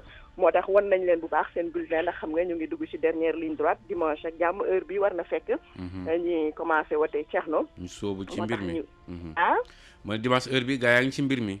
voilà dinañ nekk ci mbir mi Inch'Allah, moo tax wan nañ leen seen bulletin mooy bu weex bi am bind yu xonq ak mu am ñay bi ñu ngi ko ci dessiné ci kaw, mu ne nag bu ko kenn jaawatle, ndax ñi nga xam ne ñoo di seen i partisans bu ñu voté loolu rek ñoom dinañ dem bokk ci 13e législature bi, door nag liggéey li nga xam ne rek moom lañ gis ne mooy jëmal réew mi kanam, mooy déglu bu baax askan wi di yóbbu seen i mbëbët foofu. ba ñu jógee foofu dem nañu Tiwaawan, foofu nag fa lañ enregistré sax seen temps d'antenne, 5e bi nekk seen liste nationale moo ko fa amal. foofu tamit kàddu yi dafa jëm ci fësal leen bulletin bi ba askan wi xam ko, waaye tamit ci ne leen bu ñu nangu rek ñi leen di naxati mooy ku ñëw rek neexal leen wala yeneen rek ñu daal di wote nañu amal vote utile mooy bu ma toppee seen kàddu bu vote liste SPR ndax ñoom nee nañ askan wi rek la ñu fas yéene nekkal ci pencum ndaw réew mi mu ne moom nag du dig kenn programme ndax askan wi foofu xam nga dañuy yëkkati ay mbëbët jigéen ñi ne ñu jot ci financement ak tamit ñenn ñi di wax wàllu courant wala leen bu dee sax am na jéego yu bëri yoo xam ne moom ci boppam wax na ko ne def nañ ko ci dëkk bu tedd boobu mu ne moom ci boppam li mu mën mooy dina nekk tànk askan wi buñ ko falee di yóbbu seen i mbëbët moom nag ci boppam mu ne moom dafa yàgg di liggéey ci développement mu gënoon concentré activité am ci Thiès mu ne nag lii da koy firndeel rek ne war na kon génn foofu noonu yaatal ko ba fépp foo xam ne rek nit a ngi fi ci réew mi nga mën kee jox mu ne loolu la mën waaye du bëgg dem assemblée ba dig askan wi loo xam ne yelloowul ak liggéey mandat bi muy laaj maanaam mu nekk député Thierno Diallo. jërëjëf Elisabeth Agnès Sarr, on se retrouve cet après-midi. Thierno waaw. oui. balaa may dem rek niñ ko ñu bëri defee mooy massawu caravane bi nga xam ne professeur Amsatou Sow Sidibé moo ko jiite massawu tamit suñu équipe bi nga xam ne ñoom ñoo topp ci bile liste métti na torop xanaa rek ñaaxaat ni ko ñu bëri waxee ñun ñi gën a prudent ci tali yi ndax xam nga campagne bi ñu ni dañuy daw xël te suñu état tali yi ci essentiel bi antanul des fois sax li nga xam ne moom lañ leen di teg woo daal ñëpp ñi nga xam ne ñooy usager tali yi ñu gën a bàyyi xel bu baax a baax a baax ci seen sécurité saytu seen sécurité mais aussi ñenn ñi parce que booy jël yenn risques yi du yem sax ci yow day mujj rek ñeneen daal di ci loru comme lii rek xew ni ki démb ñu koy massaw nag di ñaan rek mu yem fi ci campagne bi voilà jërëjëf Elisabeth Agnès sa kàddu yi rafet na bu baax a baax ñuy wax nag encore une fois prudence sur les routes. Younous Diédhiou, bonjour. Bonjour Thierno. Vous êtes avec les citoyens pour l'éthique et la transparence avec Moussa Touré. Tout à fait, nous sommes pour rappel avec la coalition 7, les citoyens pour l'éthique et la transparence, Guérin Seréou du président Moussa Touré. Hier donc, 7 a déroulé des activités entre deux régions, c'est-à-dire que nous étions écartelés entre les régions de Saint-Louis et Louga, où aussi bien le matin que l'après-midi, on a eu à dérouler des activités. Dans l'édition d'hier après-midi, nous avions fait l'économie des activités que nous avions déroulées à Madiana, où il a eu droit à un accueil chaleureux avec un décor très très beau. C'était selon la tradition locale. Les populations l'ont accueilli à bord des chevaux et sur fond de tam-tam. Au marché Saint-Maur aussi, au marché Sorotan pour moi, je me trompe, je me retrouve donc à Ziguinchor. Je voulais parler du marché Sor de Saint-Louis. Il a eu à faire de la proximité. Retenez donc que dans l'après-midi d'hier, le cortège de 7 a fait l'étape de Potou. Potou donc c'est une localité qui draine du monde de par des activités, le dynamisme de la localité, surtout du point de vue maraîcher. Aux abords du marché, le président Moussa Touré a échangé avec ses responsables et des militants acquis à sa cause, mais très rapidement, le cortège s'est ébranlé sur Louga. À l'entrée de la ville de Louga, Seth et son leader sont accueillis par un cortège de mototaxis sur fond de klaxons et de la chanson composée pour le leader de Seth. Ils sillonnent les artères de la commune avant de tenir une rencontre publique d'information. C'était au quartier de Nomé, cité Botel. Là, les orateurs ont tour à tour énuméré les problèmes du pays et surtout de Louga, leur terroir. Ils ont exhorté les Logatois à accorder leur confiance le temps de juillet au leader de Seth pour lui permettre de redresser le pays et d'apporter les vrais changements avec surtout son expérience. Et son expérience, ce dernier en a profité pour échanger avec l'assistance sur la vision de Seth et les enjeux futurs, des échéances futures pour le Sénégal. Aujourd'hui donc, Seth va faire les étapes de Nioro du Rip, Latmengue, Ndiafat, Darussalam et Kaolack. C'est dit que la journée d'aujourd'hui sera carrément consacrée au Saloum. L'équipe donc qui accompagne Seth est composée de Sam Sidingaï, c'est notre caméraman, il est à Touba, la ville sainte. Il y a Ibrahim Diop, il est preneur de son, il officie au pôle RTS Casamance, précisément à la station régionale de Ziguinchor. Il y a Ibrahim Ndiaye, c'est notre chauffeur, il est plus connu sur le nom Diop Mouride, Diop Serigne Touba autant pour moi, et enfin moi-même, au moment où je parle, nous sommes vers Zombourg et on fait mouvement vers Kaolack. Voilà, merci. Younous Diédhiou, Yandak citoyen pour l'éthique et la transparence ak Moussa Touré démb yéen ngi woon diggante Louga ak Ndar. waaw démb ci fàttali ñu ngi yoon diggante Ndar ak Louga. nag jotoon nañ fa déroulé ay activité démb ci jokkoo bi dox suma diggante ak yow ci ngoon si. defal naa la activité yi nga xam ne moom la amaloon ci suba si. ñu jàpp ne ci gàttal ci ngoon si demoon na ci dëkk bi nga xam ne nag mooy Potou xam nañ ne dëkk la bi nga xam ne nag bëri na nit boole ci am na yëngu-yëngu yu am solo yi fay am surtout mbirum mbéy mi. nga tax na bu mu fa yeggee am na diisoo bu gaaw bu dox digganteem ak responsable set. boole ci ak ñi nga xam ne nag ñoo saxoo set waaye yàggu fa mu daal di bëri ci dëkk bi ñuy naan Louga bu muy laata muy dugg fële nga xam ne nag mooy Louga am na cortège moto taxi xale yi leen tuddee Jakarta ñu ko teeru. daal di ko gunge ba ñu wër li nga xam ne nag mooy mbeddu Louga yi ñu daal di amal meeting fële ci quartier bu ñuy naan RIP sax lañ koy tuddee rencontre publique d'information. ci gox bu ñuy duppee cité Votel. foofu nag ñi nga xam ne nag ñooy doomu Louga yi jël nañu kaddu rafetlu expérience bi nga xam ne Moussa Touré am na ko ci mbirum affaire publique boole ci ñaax nañ doomu Louga yi nga xam ne élection yi jëm ni élection yu am solo la. ñu jàpp ne nit ñu mel ni Moussa Touré seen expérience may da leen may ñu mën a redresser situation bi nga xam ne Sénégal ñu ngi koy jànkoonteel boole ci dañ jàppale ndaw ñi ci lépp li nga xam ne nag moo jëm ci biir Moussa Touré nag profité na ci pour waxtaan ak ñi nga xam ne nag ñooy waa Louga ci solo bi nga xam ne nag élection yi jubal ni moom la am ak kenn ku ne taxawaay bi ñu mën a am surtout ñoom mu jàpp ne jot nañu jàppale leen ko defee ñu rëdd beneen xar kanam fi nga xam ne nag mooy réewum Sénégal. tey jii ñu ngi jamono ji boorum Mbour di jubal fële nga xam ne nag mooy Saloum. tey jii kii liste bi nga xam ne nag mooy set dina def étape Nioro du Rip Mengue Ndiafate Darou Salaam ak Kaolack. tey ci biir gunge set nag bokk na ci nga xam ne nag mooy Samsirine Ndiaye. moom caméraman la RTS mu ngi fële ci dëkk bu sell bi di Touba. am na ci itam Ibrahima Diop moom preneur de son la mu ngi bokk ci RTS pôle Casamance. station régionale bu Ziguinchor. beneen Ibrahima Diop bi moom chauffeur la ñu gën koo xam ci Diop sëñ Touba. ak ñun ñi ñoo ne di tey ji coalition bi di set.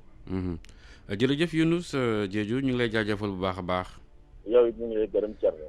jërëjëf kon Younous Diédhiou. On va retrouver Tida Sané qui suit la Fédération démocratique des écologistes du Sénégal en partance pour Kayar Kër Abdou Ndoye. C'est cela, Tida? C'est ça, Thierno Diallo. Bonjour. Nous sommes présentement à Kayar et où nous attendons le leader de And Natal Sénégal, Ali Haïdar. Donc nous sommes rentrés hier de Ziguinchor. Ce matin, je veux dire, parce qu'on est arrivé à 3 heures du matin, on n'a presque pas dormi. Et en ce moment même, nous sommes à Kayar. On attend en ce moment Ali Haïdar ici au niveau du quai de pêche de Kayar où il doit rencontrer les pêcheurs, échanger sur les difficultés de la pêche, comment faire pour préserver nos ressources halieutiques.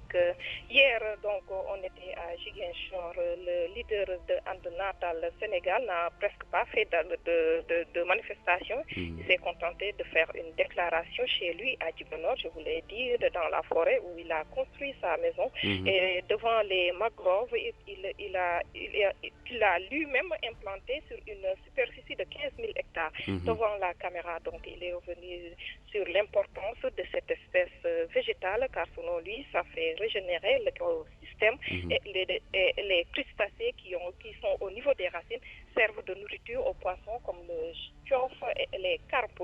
C'est pourquoi il en a implanté un peu partout à Ziguinchor, notamment à l'entrée de la ville, au niveau du premier pont, en venant vers Ziguinchor, au niveau du premier pont. Donc, il a fait la même chose dans certaines régions, dont Matam. Il est revenu sur les enjeux de l'environnement que personne n'ignore maintenant avec le réchauffement climatique. d'où l'importance selon lui donc de voter pour la liste Natal Sénégal pour que les écologistes puissent davantage protéger cette nature à l'Assemblée nationale. Nous sommes donc présentement à Kayar où nous attendons Ali Haïdar de moment à l'autre et après nous allons nous rendre à Sendou Thierno Diallo. Tida Sané yaa nag Ali Haïdar jamono ji yéen ngi Kayar kër Abdou Ndoye mais laata loolu jaar ngeen gox yu mel ni kër Moussa Béer ak Bayax.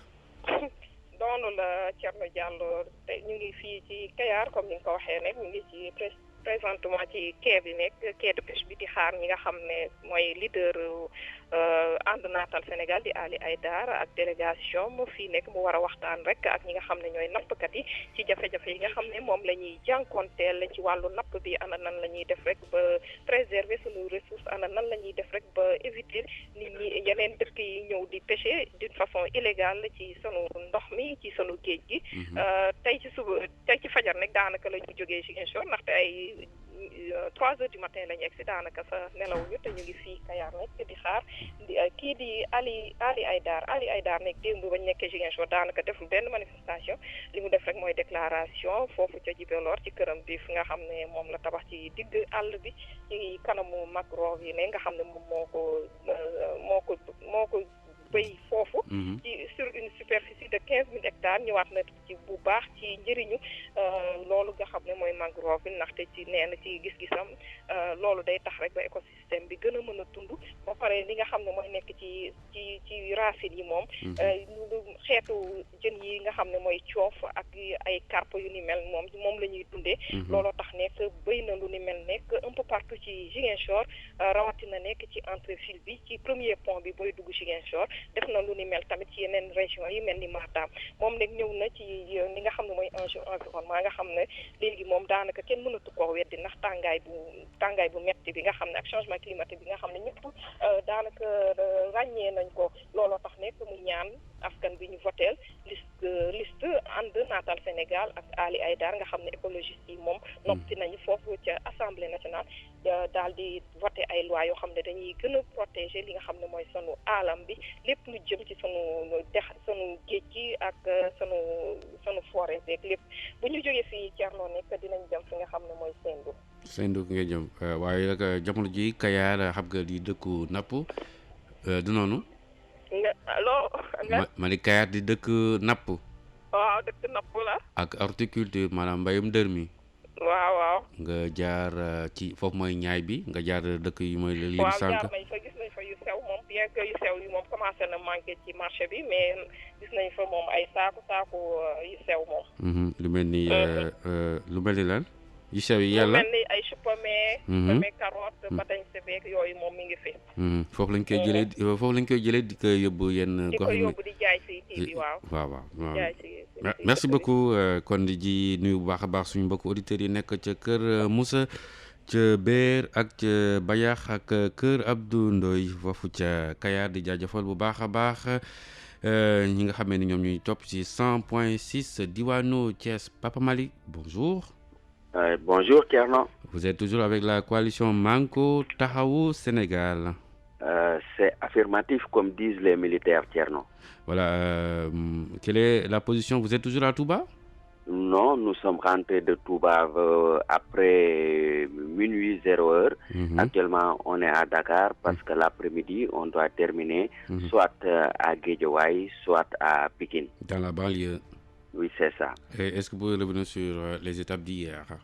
Oui, Thierno. Hier, la caravane a démarré par une visite au khalife général des Baye Fall, Serigne Djembo Fall, à sa résidence de Mbacké. Ici, les 5 investis de la coalition Manko Taxawu Sénégal, conduite Thierno par la tête de liste Mokhtar Sourang de l'Union nationale patriotique, lui a expliqué le but des législatives et sollicité ses prières. Après Thierno, les bénédictions du marabout, la caravane, bien entendu, sans doute, a le chemin éclairé s'est ébranlé à travers les artères de la ville. La sonorisation a libéré des décibels de Khassaïd. C'était chouette, hein, Tierno. On s'arrête par-ci, par-là, on distribue des prospectus, les bulletins de la coalition, ça et là. On explique pourquoi il faut voter Manko Tahaou Sénégal pour le 30 juillet. Tierno Mokhtar Sourang, la tête de liste, est convaincu que tout va se jouer à Touba entre Manko Tahaou Sénégal et la coalition gagnante conduite par Maître Abdoulaye Wade.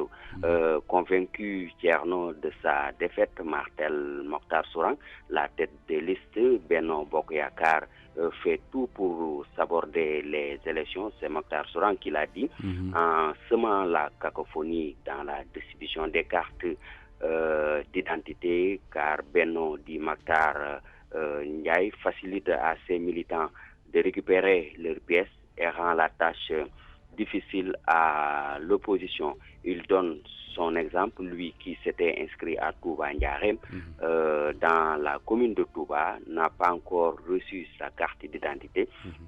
Et Tierno doit se rendre dans un autre centre qui s'appelle Touba, cette fois-ci dans le Diourbel, dans la commune de Diourbel, pour voter. Il dit que le pouvoir sera responsable de tout ce qui arrivera le jour des élections, parce que pour lui, on ne peut pas accepter, il sera difficile qu'on accepte que les gens de Benno Bokk Yakaar votent et que l'opposition ne puisse pas disposer de ces cartes d'identité pour aller voter. C'est pourquoi il place la coalition Benno Bokk Yakaar responsable de tout ce qui va advenir, Tierno. Papa Malick Ndao yaa ànd coalition Manko Taxawu Sénégal tey ci dibéer bi yan activité ngeen naal? waaw Thierno, tey ji bu neexee yàlla ci ngoon si war nañoo jeexale Pikine ak Guédiawaye. loolu la ñu équipe bu presse coalition bi daal di wax. waaye nag xam nga démb ñu nga woon ca Touba ak Mbacké. Touba sax defuñu fa dara parce que foofu xam nga kenn du fa def benn manifestation. waaye ci Mbacké la ñu commencé caravane bi nag ñu ngi ko tàmbalee ñu dem seeti xalif général Baye Fall bi. xam nga moom mu ngi dëkk ci biir Mbacké, muy Cheikh Jëmbo Fall. bañ ko fekkee nag ci këram. waa coalition bi 5 nit ñi juróom yi nga xam ne yëpp def nañ leen ci liste bi nuyu nañ ko nag wax ko ñoom lan mooy seeni tànk, wax ak yëpp daal expliqué ko lan mooy élection législative bi. sëriñ bi daal di leen sant, daal di leen wax nag ñu def ndànk rek def ko lépp ci jàmm. bañ fa délégation boobu nag Mokhtar Sourang nga xam ne mooy tête de liste coalition Manko Taxawu Sénégal, moom moo leen jiite woon. buñ fa jugee nag ci kër sëriñ bi dañoo def rek seen caravane, ay oto yu bëri, xam nga Touba moom dafa bëri ay oto. ñu jaar ci mbedd yi. xam nga nag bu leen sëriñ bi ñaanale mbir mi daanaka comme ñoom ay taalibe lañ, dafay leer ci ñoom. ñu jaar nag ci mbedd mi teg nag seen oto yi. moo xam nga Thierno fii moom amul ay raas gin, moom fii moom xasaay rek lañ fi teg. gaañu naan ëskay rek ñu dugg ci quartier yi. fu ñu dugg fii nii nag ñuy joxe ay prospectus, di joxe ay bulletins de vote yoo xam ne Manko moo ko moom. di leen wax li ngeen di voté, di leen wax ni ñi ñooy coalition bi gën. moom sax Makhtar Ndiaye nee na fu mu toll nii Cheikh Anta Diop doon na wax ni nit boo koy joxee bant téyel ca beneen pàcc ga. ndaxte boo ko joxee bant bi yëpp ku sàgganul dana ko jël dóoraat la ko. loolu nag li mu ci bëgg a wax mooy ko ne ko Macky Sall jox nañ ko réew mi, léegi fu mu toll nag buñ ko jox assemblée bi, ndaxte buñ ko joxee assemblée bi mën na fa jël ay lu di fa voté wala di fa def loo xam ne daal du neex askan wi. loolu tax mu ne nag na ñëpp génn daal di dem voté fanweeri fan ci weeru juillet bi bi dem voté ji pour seen liste boobu di Manko Taxawu Sénégal. nee nag moom wóor na ko ne moom Manko moom mooy gagné élection yi. te nee na nag ci diggante Touba foofu noonu nag Manko ak coalition gagnante bi nga xam ne Abdoulaye Wade moom moo ko jiite. nee na nag ñoom ñoo xëccoo Touba ndax nee na foofu Benno Bokk Yaakaar du am dara. nee na sax loolu moo tax Benno Bokk Yaakaar nekk na commencé saboter élection yi. ñoom di jël seen militant yi di leen jox seen carte électeur ak seen i carte d'identité. di jafeel nag waa opposition bi ku jegi nga xam ne ñoom duñu mën a jot seen carte ndax tey jii da ngay vote da ngay inscrire fii mën nga inscrire biir Touba nga gis sa carte mu nga Diourbel nee na sax moom looloo ko dal ndaxte moom mu ngi inscrire biir Touba Ndiarème te nee na de centre de vote boobu dañu ko daanaka dindi amatul léegi nag ñu yóbbu ko Diourbel te nee na moom sax jotagul carte te nee na ko sàgganu foofu lay fas yéene dem vote ji loolu tax moo tax mu ne nag fu mu toll nii lépp loo xam ne daal xew na ci na Macky Sall jël ne moom mooy responsable bi ndaxte fu mu toll nii moom moo bëgg a labaj carte gi moo tax mu indi situation bi nga xam ne daal jafe na nee na nag ñoom duñu nangu waa Benno dem di voté ji yore seeni carte te ñoom yore wuñu seeni carte duñu voté ji nee na loolu moom xalaatu ko sax nangu Thierno Diallo kon nag loolu fu daanaka moom la ñu amee woon foofu noonu ca Touba ma àndaloon nag suñu équipe bi nga xam ne Ahmed moo ci nekk Ahmed Konté ak Moustapha Sanké ak Eumeu Fall ñoo nekk nag ci équipe bi kon nag Thierno rek ñoom Awa Cissé ñooñu xam naa nag li leen daal metti na waaye nag nañu muñ rek te jéem a gën a def ndànk te nag di ñaan rek ndaxte niñ ko waxee rek ku gëm moom ñaan rek moom mooy sa gàllaaj voilà gàllaaj aji gëm ñu fàttali kon dimanche incha allah ci waxtu bi ñu ngi wote ay la yéwén Sénégal mooy si am ndam kon nañ xam ak foo féete parti boo mën a bokk coalition moo mën a bokk xam ni Sénégal benn la du guléet la ñuy wote kon nag ku ne mën nga far fa nga far teew doo ŋàññi doo xaste doo saaga kon nag Sénégal am ci ndam yaakaar naa ne lu am solo loolu ñu ngi koy ñaax suñu bopp di ko ñaax tamit askan wi ak ñi nga xam ne ni ñoo fare ci wàllu parti yeeg wàllu coalition yi ñu xam ne nag Sénégal ñu ni neen la ñu ñooy wote te ku gañe tamit Sénégal rek moo gañe kon incha allah rabbi loolu ñuy dénk suñu bopp di ko dénk mboolem ñi nga xam ne ñoo nekk ci Sénégal fas yéene wote dimanche incha allah Mariane Senghor ñu ngi lay nuyu. waaw maa ngi leen di fay Thierno Diallo. yaa ngi coalition ànd saxal liggéey yaa ngi woon Bambey de. waaw ñoo ngi Bambey ba tey ak Alliance nationale pour la démocratie mi nga xamante ne naka Thierno naka démb taxawal nañu fii ndaje mu am solo fii ci Bambey nag nga xamante ne moom mooy dëkku tête de liste nationale bi nekk tamit dëkku maire dëkk bi muy Aïda Mbodj askan wi yëpp Thierno génn nañu démb kon ngir gis Aïda Mbodj ci kaw otoom ngir tamit tàllal ko loxo ngir tamit dalal xelam di ko won daal que ne moom mooy seen candidat Aïda Mbodj tamit kontaan lool si ni nga xamante ne noonu la waa Bambey génne démb moom nag lenn rek lay ñaax militants yi mooy daal bu leen kenn jënd fanweeri fan ci weer wi ñu nekk daal bu jotee ñoom ñëpp nañu woteel seen coalition mooy coalition saxal liggéey loolu daal mooy yi nga xamante ne démb fi ngoon fii ci Bambey am na fi kon mu doon meeting bu am solo bu dee pour programme tey bi ànd saxal liggéey ñu ngi waajal fii ñu toll nii di dem fële ci Diourbel nga xamante ne si ñaar fukki juróomi kilomètre la toll digganteem ak Bambey bu ñu fa jógee tamit dinañu dem Gossas lépp rek ngir gisee ak ñi nga xamante ne rek ñoom ñooy militants yeeg am di jàmm yi xanaa rek Thierno di la xamal que ne bu weesoo tey nag maanaam tey la ñuy jeexal nag li nga xamante ne rek moom mooy suñu ànd ak coalition ànd saxal liggéey bu Aïda Mbodj ndax suba incha allah dañuy enchaîner ak beneen coalition muy Oser l'avenir bu Aïssata Tall Sall nga xamante ne ñoom incha allah suba ñu ngi tàmbale kon seen liggéey fële ca diwaanu ci loñ ca Fouta. Voilà, Mariane Senghor, vous suivez la coalition ànd saxal liggéey. Laquelle coalition est actuellement à Bambey? Oui, l'Alliance nationale donc pour la démocratie a tenu un grand meeting hier ici à Bambey, fief de la tête de liste nationale et maire de la ville Aïda Mbodj. Toute la population de Bambey était sortie donc pour la voir, la saluer, la rassurer. Quel est donc leur seul candidat? Aïda Mbodj à son tour a demandé aux militants de ne surtout pas prêter le flanc et de voter le 30 juillet pour la coalition Saxal Liggéey.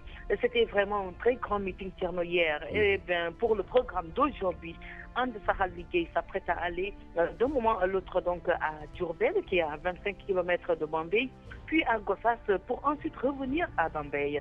Peut-être, Thierno, vous annoncez que c'est aujourd'hui que mon équipe et moi prenons donc congé de la coalition And Saxal Liggéey de Aïda Mbodj pour repartir demain, Inch'Allah, avec la coalition Oser l'avenir d'Aïssata Tall Sall à Thilogne, donc dans le Fouta.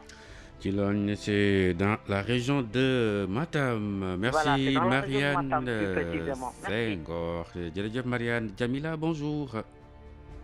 Jamila. Bonjour Tierno. Oui, bonjour. Vous êtes avec la liste indépendante des phares Sénégal. Exactement Tierno, mais avant cela, j'aimerais revenir sur les accidents sur les routes de la campagne. Jami. Tierno. Allô Tierno. On a quelques soucis. Vous êtes dans un endroit clos apparemment. Ok, je me déplace là. Parfait. Je vais me déplacer. Jamila qui se déplace, qui est avec la liste indépendante des phares Sénégal. Bonjour Jamila. Bonjour Tierno. Voilà, là on vous reçoit 5 sur 5 comme disent les là, militaires. C'est bon. Oui, très bien même. À vous. Je disais qu'on est toujours avec la liste indépendante des phares Sénégal, mais avant de revenir sur le parcours de la liste du mouvement, je vais aborder un peu le problème sur les accidents de la campagne. Bien sûr. Tierno, nous sommes de tout cœur avec les familles des victimes et leur présentons nos condoléances les plus accessibles. Toutefois, mon appel va à l'endroit des chauffeurs pour leur rappeler que sur la route, ils sont les maîtres d'œuvre. Et que quel que soit le retard accusé, il est préférable d'arriver à un seul morceau. Alors, pour les piétons, les automobilistes et les conducteurs de Jakarta, on les appelle à rouler avec ou à marcher avec prudence. Prudence, bien sûr. Okay. Pour aujourd'hui, étant donné que le leader du mouvement indépendant des phares Sénégal est depuis hier dans le sud du pays, à Ziguinchor, l'équipe n'est pas sur le terrain.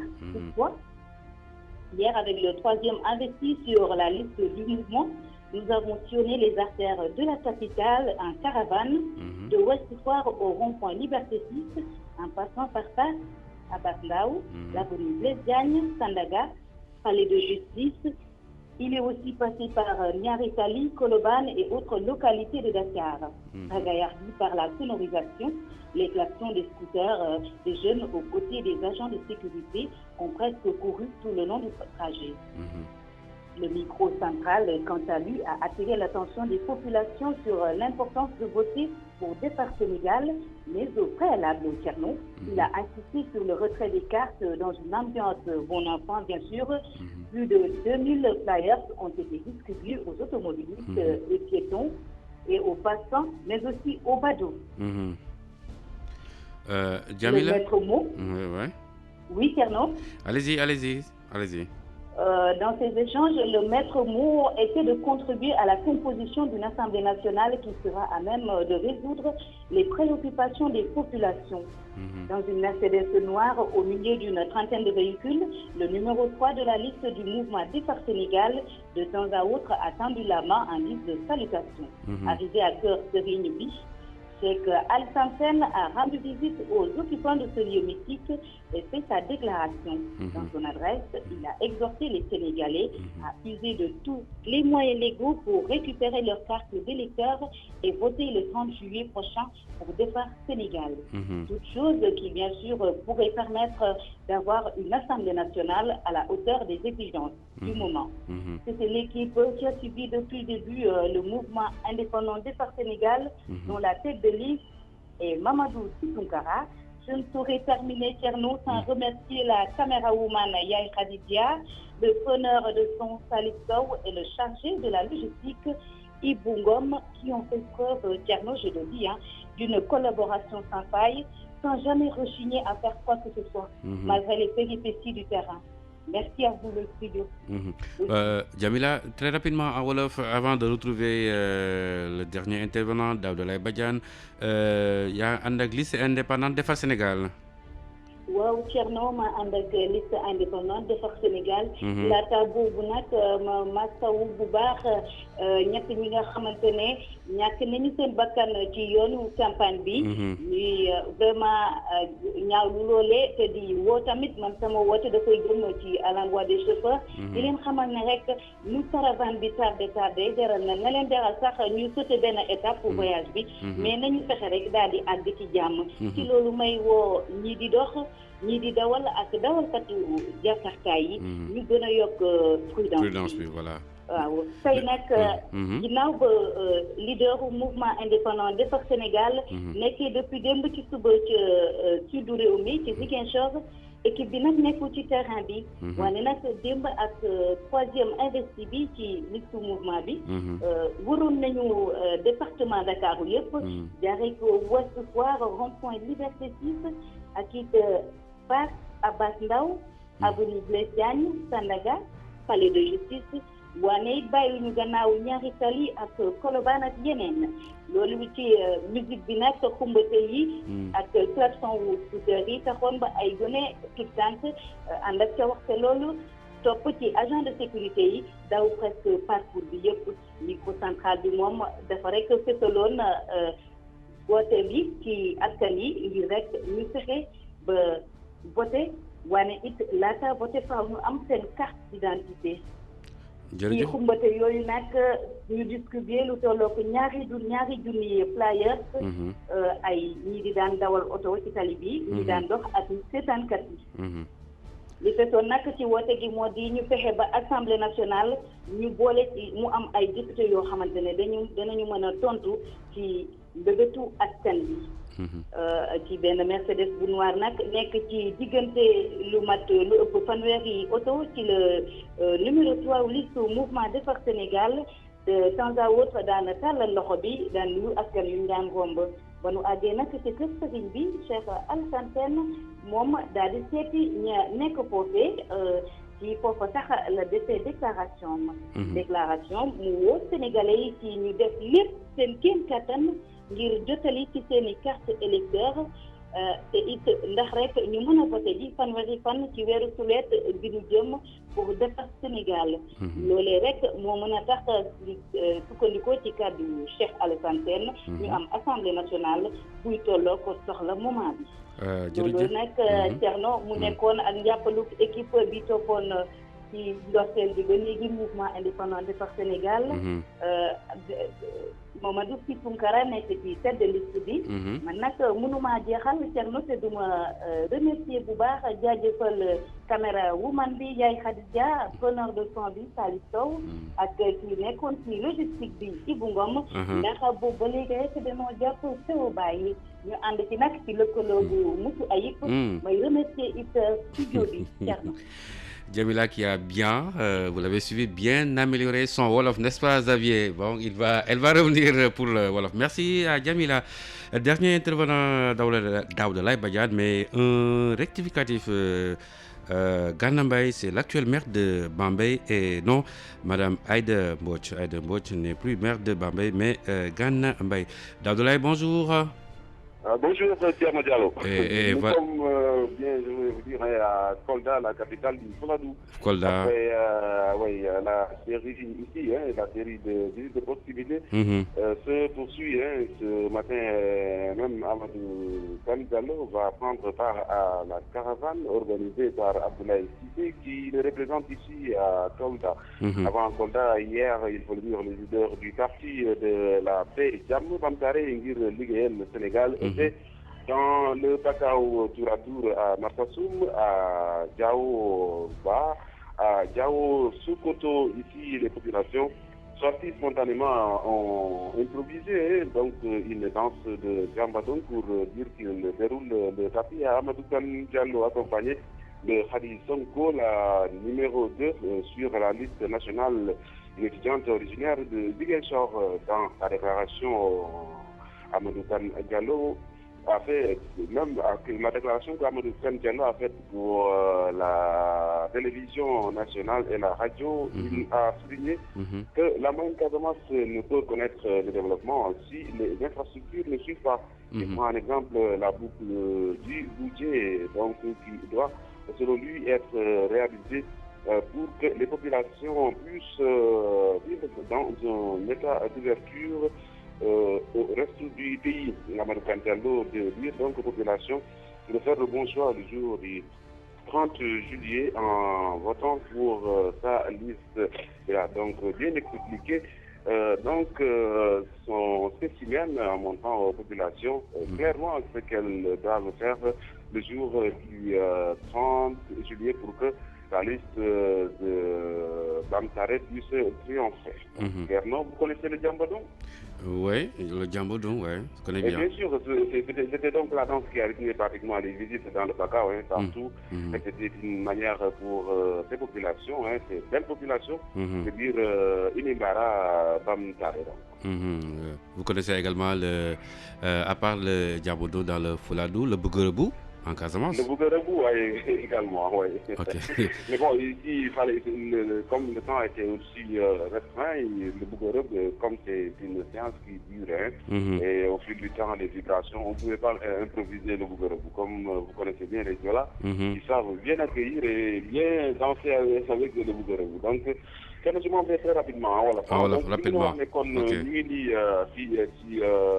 Kolda mi capitale Fuladu gannaaw ay série dox nemmeeku yu nga xamante ne kii de Amadou Kane Diallo am na ko ba tey jii dañu mën a jàpp ne koy tey ci suba gi xam naa dina fas yéene amal ak caravane bu muy àndal ak Abdoulaye Cissé mi ko fii teewal ci diwaanu Kaolack waaye daata Kaolack démb nag ñu ngi yoon ci Pakao leaderu parti de la paix jàmm Bamtare ngir liggéeyal Sénégal jot naa dem ca Marsassoum Diao Ba Diao Sokoto foofee nag ak lui génn ci Lumbu Tass ndax Djambodon moo xam ne bii ñu ngi ko doon tëgg ngi rek feertu ko kii di Amadou Kane Diallo ñu daal di ko wonal ni Inimbara asalaamaaleykum di ko dalal ci jàmm moom nag mu ngi xam àndoon ak Khady Sonko moom mooy numéro 2 ci liste nationale doon étudiante nekk ci en économie et gestion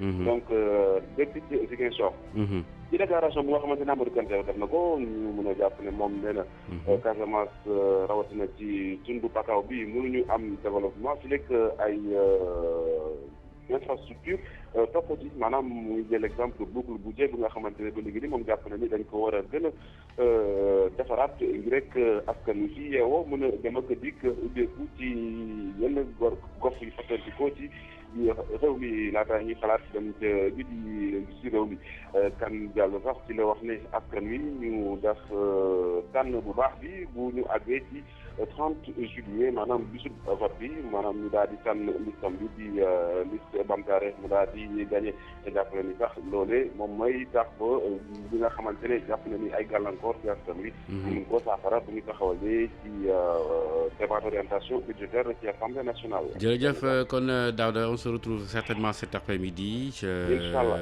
waaw yaa ngi woon Fouladou waa Fouladou di ñu topp ci 92.2 di nuyu quartier Sikolo le plus grand quartier de Kolda. Technique Amadou Ndiaye, de l'autre côté Thierno Ndiaye, ñu ngi jaajëfal Marie-Jo Faye, réalisation Mariama Mané, Dior Ndiaye Cissé ak Arona Gueye, coordination Khali Amadou Nar Fall, François Xavier Thiaw. ñu leen di gërëm ci déglu bi di leen jox daje incha allah sur les routes de la campagne bu ñeenti waxtu jotee.